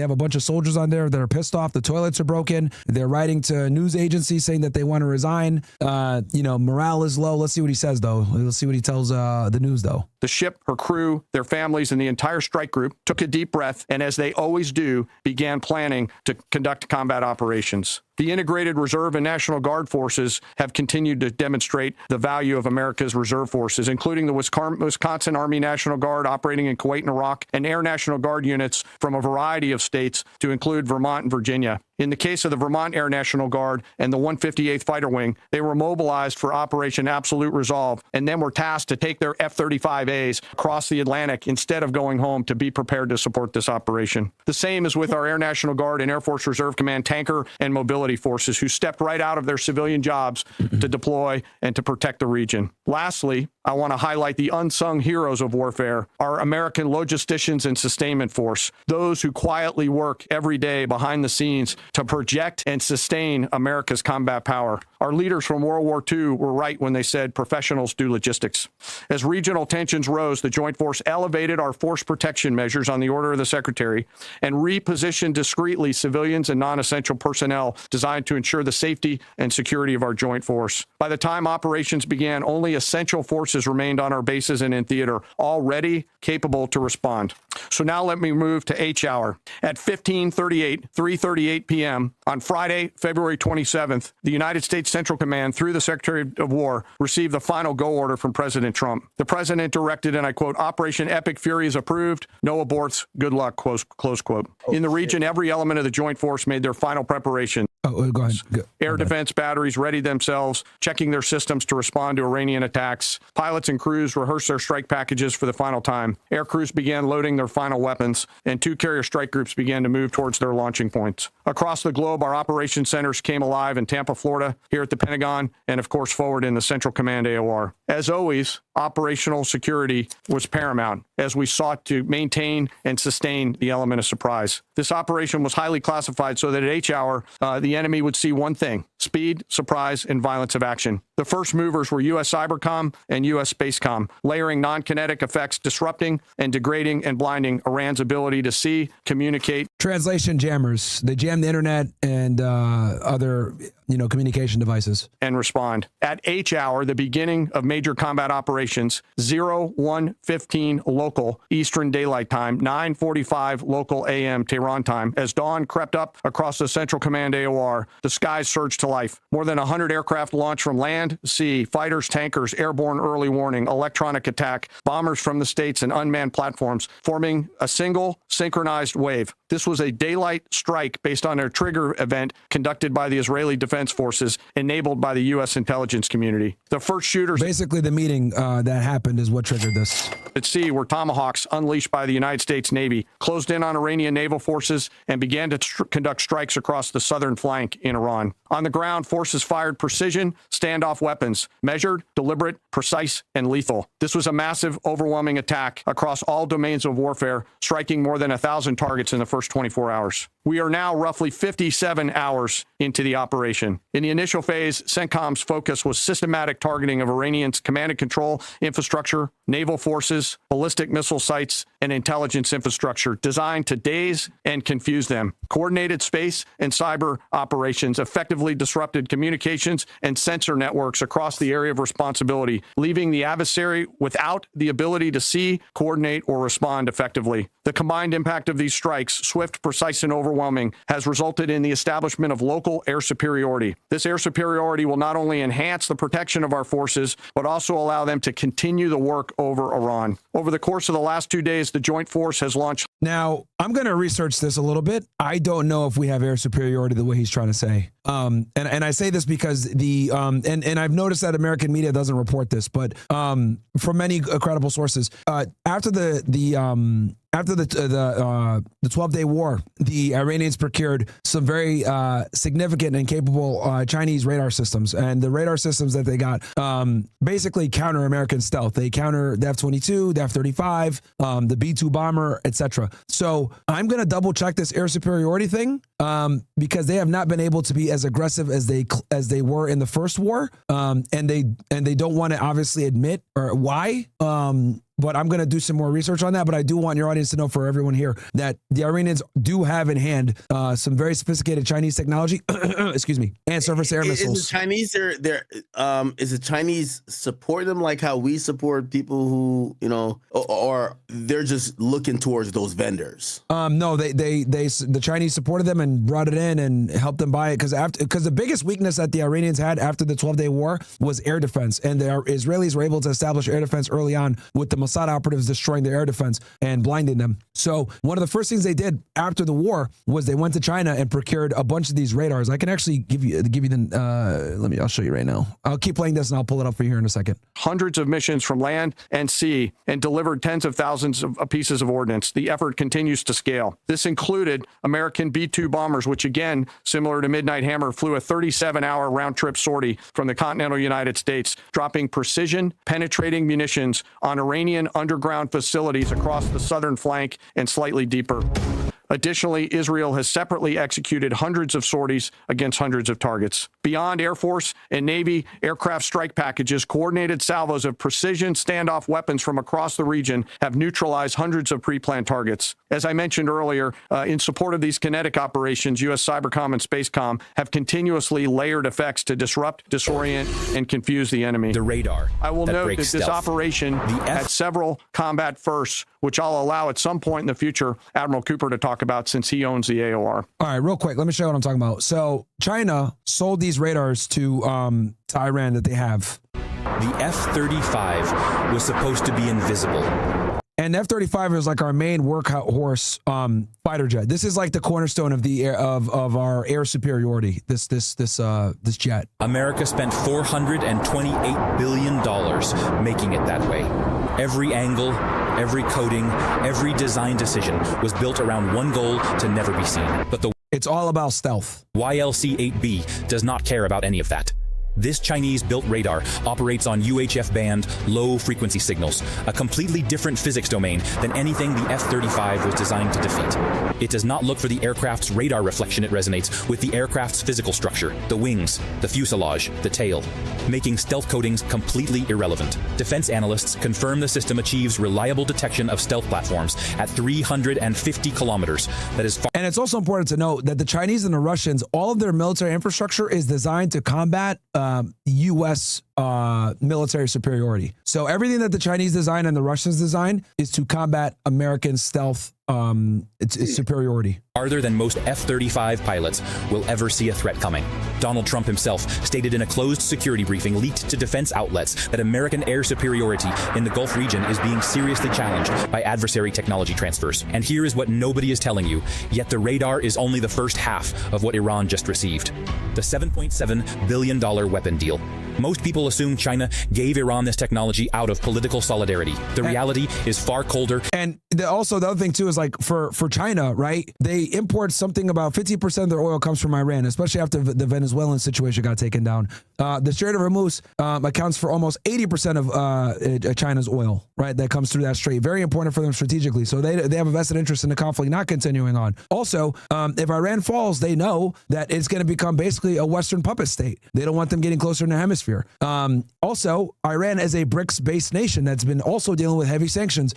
China and Russia and Iran obviously are trying to de-dollarize the world. So there's many economic, military, and political reasons as to why the Chinese support the Iranians, but they did definitely step up with helping them with this stuff. And, it's interesting like how, in America and Western media, they're not reporting this, and they're also not talking about any of this when they're talking about combat situations, which obviously they don't want the American public to know this because this is going to bring like approval ratings for the war down even more so. But this is like what we're dealing with. And as much as they're bombing the hell out of Tehran, they should have done way worse as I'm looking at the damage. So I do think that these radars have played a role into it. Also, I've seen from other reporting that a lot of the fighter jets are flying a lot lower than usual, which when jets fly lower, they're not able to create the same level of damage. They have the same level of lethality against their enemies, but the reason why they have to fly low like that is to avoid radars. Flying lower it's to avoid the radars. It's to avoid advanced radars like this. Exactly. Yeah. So that limits their ability to really do a lot of damage. So he's saying that they have air superiority now, but I don't know if that's like what it really is. And I'm going to do more research on this, but I do think it's important that people know that the Iranians do have this technology. This technology does counter American stealth. And keep in mind, the Iranians are still fucking up the Gulf states and Israel right now as we speak. Okay. Israel has like a media ban on all missiles coming in. Some stuff is still leaking. So I don't know if this air superiority is going as far as this guy is trying to say. Because keep in mind that a lot of these press conferences is to also make people feel safe, not make them think like, oh, our soldiers are in danger, etc. So I'll keep playing this though a little bit because this isn't just the only thing that the Iranians have. They have this radar and then they also have something else, which I'll show you in a second. And far more calculated than that. China currently imports 1.4 million barrels of Iranian crude oil every single day, purchased at a discount of $10 to $15 below global market price. Oh yeah, that's another thing I forgot to mention. They get it at a crazy discount. Run that math. That is $21 million in savings every single day. Over a full year, Beijing is pocketing $7.7 billion in discounted energy. So bam, that's their financial interest in preserving Iran's security. And in exchange, Iran receives the radar and missile systems that can put American pilots at lethal risk. Iran's foreign minister Abbas Araghchi publicly stated that the Islamic Republic has every right to acquire defensive systems from strategic partners.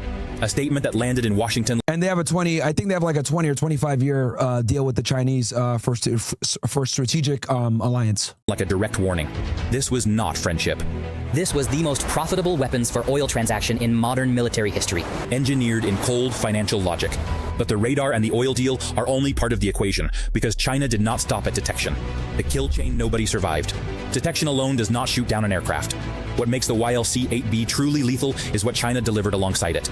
The HQ-9B long-range surface-to-air missile system now sits operationally paired with the radar inside Iran, creating what defense strategists call a complete kill chain, from detection to destruction with no gap for evasion. The HQ-9B carries an engagement range of 260 kilometers and an altitude ceiling exceeding 50,000 feet, meaning it can reach high-altitude bombers that once considered themselves completely safe. A single HQ-9B battery can simultaneously track and engage over 50 targets at one time. The YLC-8B finds the F-35 at 350 kilometers. The HQ-9B kills it at 260 kilometers. The aircraft never reaches its weapons release point.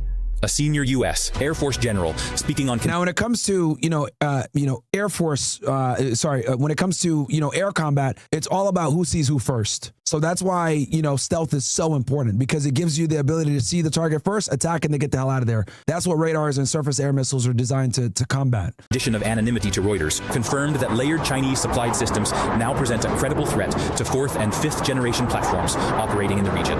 the entire 78 aircraft air wing aboard the USS Abraham Lincoln became more vulnerable the moment this system went live. Now, this is important because this is going to, whether they shoot these aircraft down or not isn't the issue. The real concern, right, from a strategic perspective is now you have a higher risk, right? So now when war planners are, making their military strategies of how they're going to go ahead and engage with Iran, now, what they used to be able to do is just fly in and not have to worry about anything. Now it's like, okay, now we have to engage from further distance. Now we have to fly lower. And this obviously impacts their ability to be lethal and their ability to conduct the warfare the way that they want. So when it comes to like military strategy and how they do things, it's all about war planning and percentages. So if your opponent has a capability that can impede your ability or destroy your ability to wreak damage, you have to adjust for that. And it's kind of like, I call it like, war algebra. What you do on one side, you have to do on the other side. And that's what ends up happening where it's like, okay, they have these radars, they have this capability. Now we have to kind of tone down our aggressiveness because we might not necessarily have the same success percentage that we would have had before. So obviously they're not going to talk about any of this in this press conference for obvious reasons. But this is absolutely something that's in play. And keep in mind, they've had these assets in the region for months. So that also tells me, because they wanted to attack originally in January, but they had to think twice. Like, okay, well, if we attack now, the protesters might not be able to do what they need to do. Like, they have these new radars, they have these surface air missiles. The Chinese also sold them a very dangerous cruise missile. I think it's a CM-302, something like that. Is it in this video? They just closed this deal not too long ago. I'll show you right now. And these things, they call it the aircraft carrier sinker. I'll show you real quick. Chinese missile CM, I think it's the 302. Let's see if I'm right. Okay, boom. So yeah, this is the missile right here. And this came out a couple days ago. Chinese made CM-302 missiles is near completion. And this is a deal that they just signed. And this thing is like, it's literally counters U.S. naval technology. You were going to say something? Go ahead. No. So, I'm just kind of looking at this from like a top level down, and I'm like, man, it feels like Iran is going to get like crushed because I feel like we're pot committed though. Like, here's the thing, we're going to win this war. From your standpoint, yeah, we've essentially kind of like put our bid in that like, hey, listen, we're committed to this. We got to come out victorious. Mm-hmm. And again, even if a regime change or maybe the regime we want is not the thing that ends up being the result, I feel like we have to so much destabilize Iran that we could come away with like, hey, okay, no, they were really close to making a nuke, and we fucked them up so much that they will never be able to do so in the next 5 years, and they'll be eaten out of our hands, so to speak. Because I can't really tell what else we were doing. Yeah, I mean, the thing is this: they have underground cities, dude. Like they have miles upon miles of underground cities with missiles and military infrastructure. So like, and we don't have bunker busters that can destroy all of it. So like, the only way you're going to really effectuate a regime change is you have to put boots on the ground and like go in there, get rid of the leadership, secure the transition government, have that going on for a while. And we saw that what happens in Iraq. And Iran is 4 times bigger with a more competent military. So it's going to be damn near impossible. Like, yeah, we're obviously going to, if we were to get into a full-on war with these guys, we're obviously going to win. But the real question isn't about winning. Is the win going to be worth the cost? And are we going to get any benefit? And the reason for that is the answer to that is no. And I'm getting some news from my guys here. They're saying that breaking, Iran launches a new wave of missiles towards Israel. Bro, they're launching missiles against these guys like every fucking hour, bro. Like Israel is getting absolutely pummeled right now. Let me see if I could, I don't know if you want me to jump on like Twitter and look, because Twitter like is, really what's been like covering a lot of this shit. And I know there's a bunch of Twitter spaces as well that's covering what's going on here. Iran war now regional. Yeah. So like I can jump in one of these spaces if you want. Oh shit, is this Netanyahu? So you see the difference? The tyrants of Tehran target civilians. We target the tyrants of Tehran. Get the fuck out of here, bro. You've been bombing niggas in Gaza all for years. Set out. See, look at this shit. Look at this destruction. This is the 3rd day of the Operation Roaring Lion. The operation, the Israeli. Hey, who's that? This is Benjamin Netanyahu. This is the Prime Minister of Israel. Oh, that's that guy? That's him, yeah. Oh, shit. Yeah, he's aged a lot, right? The state of Israel set out to, with our that nigga stressed. Great friends, the United States of America and President Trump, I thought they said he's to thwart existential threats. He is, bro. This dude is literally a war criminal. He's wanted, by the ICC. He's literally conducted a genocide in Gaza. Israelis will sit there and tell you it's not a genocide. It absolutely is. It fits the terms. Many different human rights organizations have labeled what happened in Gaza a genocide. Even B'Tselem, which is a Israeli based human rights organization, calls it a genocide. Yeah, dude, like this guy's a fucking wanted war criminal. To Israel and great threats to America. Like, this is why everyone is cheering as Israel's getting bombed, dude. Like, no one supports Israel internationally. Like, this whole, like, we stand with Israel bullshit, that's like an American-only ideology. No one rocks with Israel anywhere else in the world, bro. So, like, as bombs are falling into Tel Aviv and destroying their infrastructure, people are literally cheering all across the world. The entire world.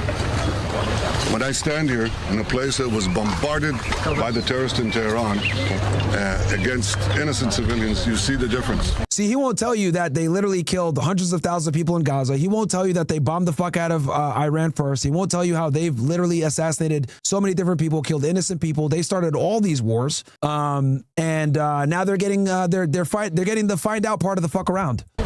The tyrants of Tehran target civilians.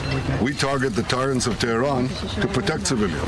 I've said for many years that they threaten not only Israel and not only America. They chant death to Israel, death to America. That's their ultimate target. But I said that. No, they say death to the governments of these countries, but obviously he's taking things out of context as always. They would also target those in between, that they would target Europe. They did.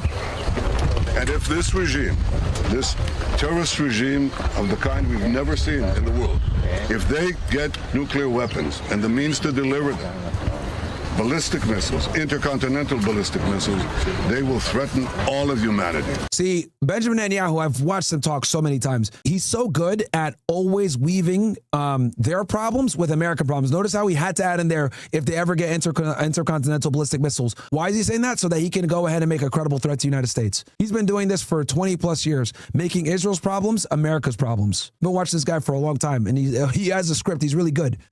So we set out to protect ourselves, but in so doing, we protect many others. And I want to say special thanks to our great friend and a great leader of the world, Donald Trump, for joining us in this crucial effort to save the world.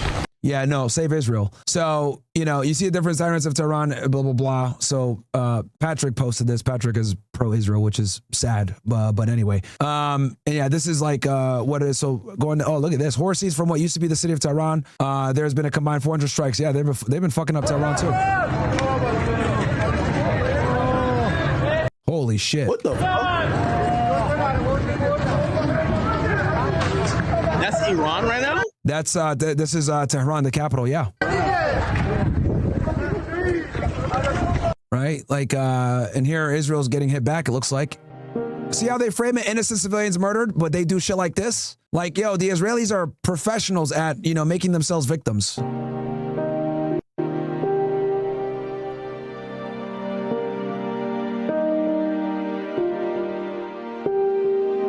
And look, let me say this. It's horrible when innocent civilians die, but the Israelis have to be honest with themselves and understand that they've started a lot of these conflicts. Yeah, this guy's an Israeli propagandist as well. Reagan Netanyahu speaks for the first time. And look, you can see the destruction. I'm telling you, dude, the Israelis cannot sustain long-term damage like this. The Iranians can, but these guys can't. And then this guy, look at Hexeth. Look, this shit is hilarious.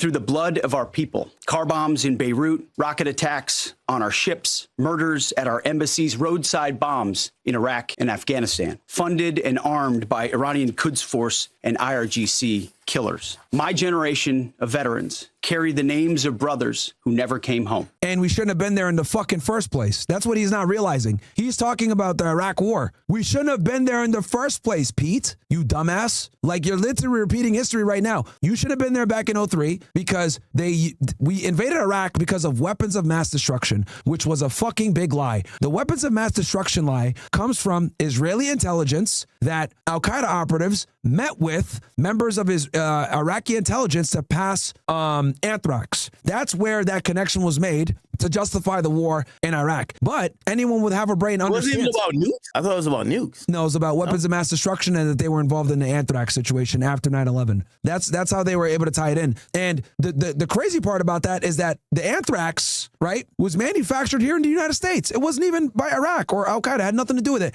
And the other crazy part, a lot of people don't know this, Osama bin Laden and Saddam Hussein hated each other. Osama bin Laden wanted to fight. He wanted to go to war with Saddam Hussein when he invaded Kuwait. So back in the 90s, right? Well, actually, we could go all the way back. In the 1980s, Saddam Hussein was in war with the Iranians. And the United States actually backed Saddam Hussein, and we gave him money, we gave him supplies to fight the Iranians, and so did many other countries in the Middle East. So the war lasted for almost 10 years. I think it lasted between 8 to 10 years. And after, the country went broke. So Saddam had gotten a bunch of money lent to him by some of the Gulf nations. One of them was Kuwait. So he says, look, guys, I went to war on your behalf. I need you guys to forgive the loan. Right here, Saddam Hussein right here. For those, just to get a visual representation for your audience. Here's Saddam Hussein, right? The former dictator of Iraq. So he goes to war with the Iranians for almost 10 years, incurs an enormous amount of debt, all kinds of damage, because invading Iran, which he tried to do and failed, okay? Let's go back to the map of the Middle East.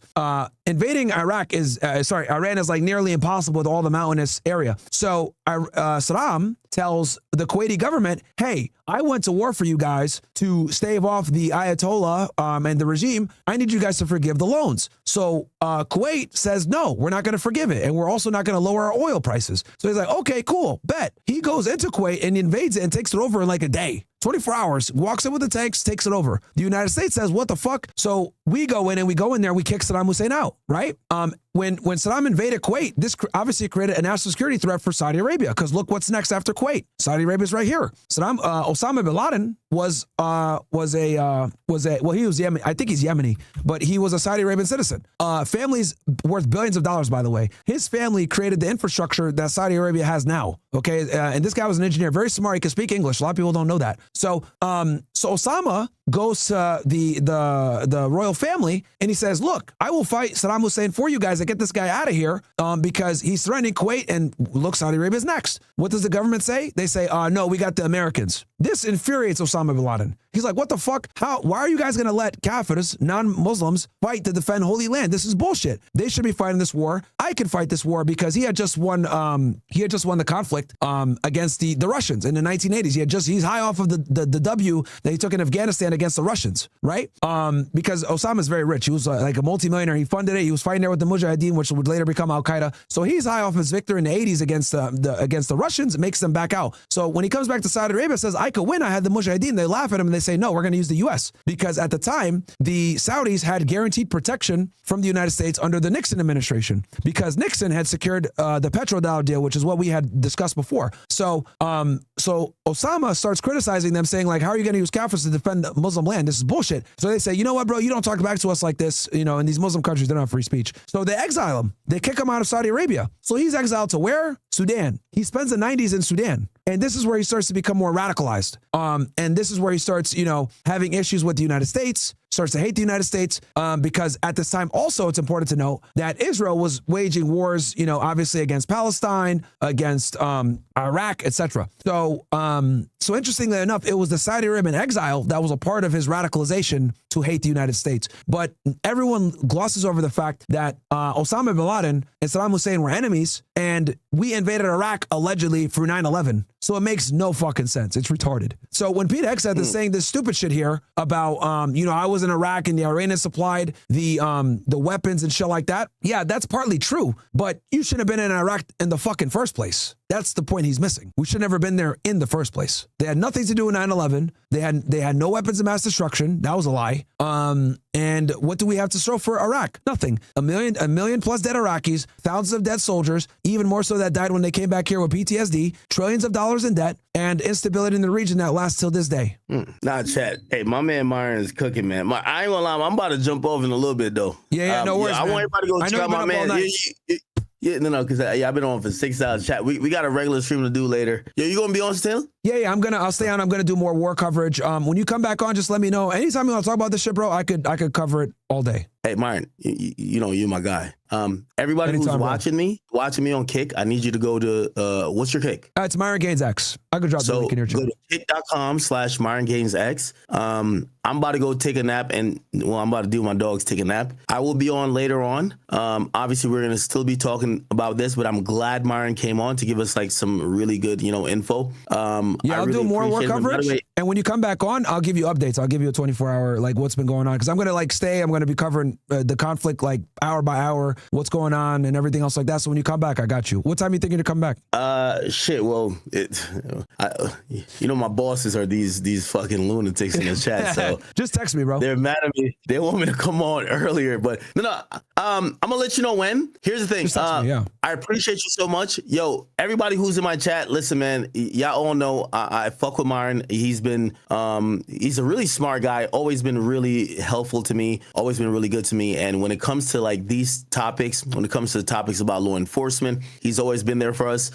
This is one of those geopolitical global topics. Again, I think I try to do my best to give you guys a story of how you guys could understand this conflict. But if you really want to get in the weeds, which I know a lot of people who watch me, you guys want to really get in the nitty gritty and all the intricate details, you guys got to go check Myron out. Like he's gonna take you there. And I appreciate him for that. And thanks for giving me the platform, bro. Because like I know you were kind of like, hey, I don't know this stuff or whatever, but dude, like our media purposely doesn't want you guys to know this stuff. So it's like I had to spend years researching this shit, talking to people that were in the region, talking to people, from different angles, like me understanding how the government works as well from, classification levels. Like this information isn't necessarily easy to find, and they've been suppressing it for decades, bro, for decades upon decades. So, like never be ashamed to ask a question or any of this stuff. Like this stuff isn't like, readily available in the West for a reason, dude. Hey, I'll say this that pretty much crystallizes everything, right? I remember a couple, probably weeks or maybe months ago when we brought you on, and obviously we cover hip hop and we cover culture and we cover like just cultural and pop culture stuff. And I remember when things that came up that brought up some of these topics, we're like, man, fuck this. Like we don't want to talk about it. We're not that fond about it. We don't care about it. We care about other things. And as the world has gone on, because intuitively everybody who tunes into my stream or your stream, they're gonna care about something. You then realize that some of these things are unavoidable. Yeah. So it was kind of like ironic, even when I'm doing a bunch of research to kind of like get a good grasp of everything happening. And I'm like, I felt like some of this stuff was what I said on stream. I was like, I don't give a fuck about, but it's unavoidable. Yeah. And the reality is that, I've been saying to people, even when I cover like business stuff, is politics as usual. Like there's a lot of trickle down effect. So like, we could have these like really lower level conversations, but if we don't like kind of look up to say, why do we keep having the same conversations, or why are we talking about this, or who's influencing that? It kind of becomes a little bit redundant, and we're not doing our job. So let me show you this right now. This is why your people should care. So right now, this is the price of a barrel of oil. So it's at we're looking at the 70 to 80 range. To put things in perspective, bro, it was like $50 before. So we're talking about a barrel of oil potentially getting to $100 very soon. And everyone is going to feel that shit at the pump, bro. So this is why like people should care about this stuff, because it will at some point have a trickle down effect and affect you. Like the war in Russia, the war in Ukraine, for example, like that increased the price of food because Ukraine is the breadbasket of Europe. So, we live in a globalized world now where conflicts in another part of the world will affect you. It might take some time, but it absolutely will come back and hurt you at some point. So that's why like people should pay a little bit of attention, especially to Middle Eastern conflicts when it comes to, because people will feel this at the pump and they will feel it in their energy bill. And it's winter right now. So it's, you got to pay for heat. Gas prices go up, Hey, and that's where I think, it's probably a little bit of a, I've been departing from like maybe previously what I've said before. And I don't want people to think that, because the quickest thing I think your audience will is you're paid off, you're doing it. No, it's like the only reason like I've been tapping in a little bit more into this is because I'm like, respectfully, I'm never going to go to Iraq. I'm never going to Iran. Yeah. I'm never going to Israel. I really don't give a fuck. However, it it is ignorant to think that not because you won't care or you don't want to indulge in whatever is going on there, it's not forcibly. Mm-hmm. And it's probably, to my dismay, forcibly affecting our politics and way of life, mm-hmm. from what stuff is going to be cost, and also for things that we're talking about. Like I'm, I did 2 days of research, you know what I mean? And I was thinking, I was like, all right, I'm going to come in, I'm going to give you like this great story and try to really like put this in a bite-sized format for my audience. And it felt really shitty that I had to come, and when I was trying to come up with, well, they're going to want to know why we're doing this. And I kind of got to just say something that kind of makes me feel like other creators who, they have a hot and cold relationship with them. I'm like, yo, they're kind of doing this shit for Israel, bro. Like, like this shit ain't got to do with us, bro. Honestly, this shit ain't got to do with us. Like, we're cooling. They're doing this shit for, and again, I'm not trying to go down that realm of just like, but brother, the truth is the truth. Like, these motherfuckers we're beefing with this damn country, going super hard. We're down to go kill all their leaders, this and third. But it's not out of fear that we're gonna die, and fear that these people are gonna become the superpower that topples us. It's because we like to keep our rank in that region, but our rank in that region is kind of tied to like this other country. And when they can't do some shit, we go do it for them, which is kind of shitty, but whatever. Yeah, right? Bro, like right here, like this shit was like $60 last week, bro. 60 or $50 last week. So like now it's up. This is the price of crude, right? WTI crude, $71, Brent crude, 78, Murbian crude, 79. So we're about to break it to the $80 range for a barrel of oil, dude. So this is no bueno, and we will feel this at the pump very soon, if not today. And the markets, I'm sure the stock market is probably going crazy today. That's why they probably had this press conference today too. That's a big reason why they had this press conference. That's a big reason why Trump did the attack on the weekend. Okay, let me ask you. That's interesting tidbit. He did it during the 12-day war too. When we attacked that round before, that was during the weekend. Yeah. I want to ask you this one question, and this will be the last question before we part. And it's me asking you as someone. I feel like we have a really dope relationship, but I'm asking you this question for the people. Mm-hmm. If you are one of those people that might come across and take the position that, hey, you know what? All right, kind of after evaluating everything with this, Iran situation, this and third, it feels like our government is doing things that are benefiting other governments more than us. What is the solution in trying to shift course, or have our government realize that respectfully, we give a fuck about what's going on in these 50 United States and the territories that we control? And not saying that we don't give a fuck about the world, because we have to, but how do we recenter our government or let them know that some of this shit, it feels like it, because I feel like for the normal citizen, you're a little bit more concerned today, not because you ever thought, oh, Iran is about to fuck us up or they're about to do something to us. You're concerned today because you're like, well, we did to them, they got to get their get back. Yeah. Right? Like, it's like we have now fucked them up so much that if they got to do a overt act that makes it look like they reciprocally have given some aggression. And we're wondering where that stops at. So as the regular, constituent, we're like, we hope they don't think about hurting Americans that are civilians. What would you say to those people who are saying, well, this is why I oppose this conflict so much. And like, this is why actually the CIA advisors warned Trump that killing Khomeini can backfire, because now he's not really like day-to-day military operations. He's more of a symbolic figure. So killing him is going to, make all the crazies say, oh, now we got to impose more damage. And here's the thing. This is the thing that scares me the most about this. Since we hit them the way that we hit them, they're not going to stop now until they make Trump regret doing this. And the only way that they're going to make Trump regret doing this is they're going to need to cause a lot of economic pain, political pain,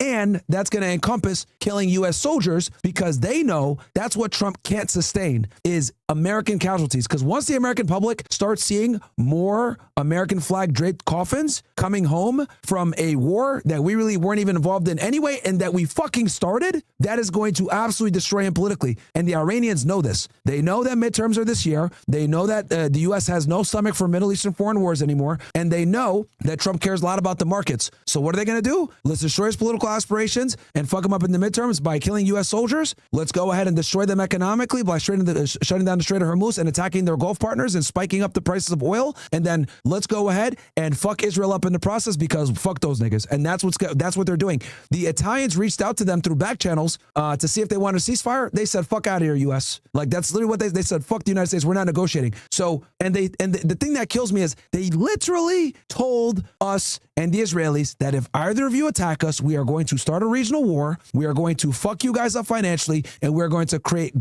huge damage. So now at this point, they're going to attack on principle. And here's the other problem. These motherfuckers are religious zealots. They're not scared to die. like to them, it's like, oh man, I can die in Ramadan, like fighting the Americans and the Israelis. Let's go. So it's like they're bonded by religion. So, and theocracy. So these are very dangerous people to get into war with. And for them, now they got to get their get back and they got to create political and economic pain. And this is why I'm pissed off, because I don't want American soldiers dying. Every time I see an American flag draped coffin, I'm like, what the fuck? Like, this is a guy that had a family, that had a mom, a dad, a cousin, friends. How are you going to justify his death? Oh, he died in an American base? Like, so giving support to the Lincoln or to the Ford to help Israelis strike Iran, which has no, real threat to the United States. And you got people like Hexa talking about nuclear weapons when we had the ability to stop their nuclear weapons program or oversee it years ago. It's bullshit, dude. So they're not going to negotiate right now because now it's on principle. Yeah, shitty. I hope we do get to a point where because I feel like the voice is getting a little bit louder, where we could say to our own government, like, hey, listen, with all due respect to what's going on in the Middle East, I don't give a fuck where. In South America, in the Caribbean, in Antarctica, obviously Greenland claimed that supposedly that's like some, strategic whatever. But anywhere else, in these 50 states, if it's not to our complete benefit, we should probably just say, you know what, we're going to chill. And if any country could be reaping seismic benefits from our actions more than we are, we're fucking up. Yeah, and that's a good point.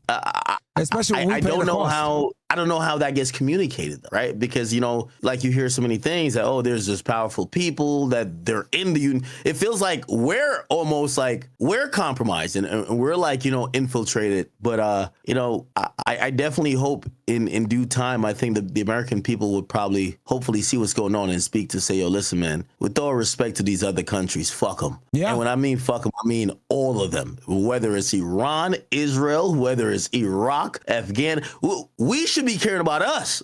Yeah. And what we care about is here, and we shouldn't be putting ourselves in, just interesting or not good situations for putting ourselves in extremely politically precarious situations for no strategic benefit for a foreign nation. It's retarded. So but no, man, dude, I'll let you go to sleep. I know you're tired and stuff like that. I'll stay on. If you decide to come back on, I know you're probably tired as hell. I'll be here. I'll give you a quick recap of what happened in 24 hours. But now hopefully you and your audience kind of understands. I know I threw a lot at you there, bro. So but that's really how we got into this whole mess. It's a very complex situation. Hey, that's why you're great. That's what I was trying to tell my audience. I'm like, hey, listen, I'm going to give you the 100 course. Okay. I'm going to break it down kind of on some, simplistic thing. You'll kind of know who's going against who, what the main issue is. But if you're really trying to get in the weeds, we got to bring Myron on. And it's the same thing.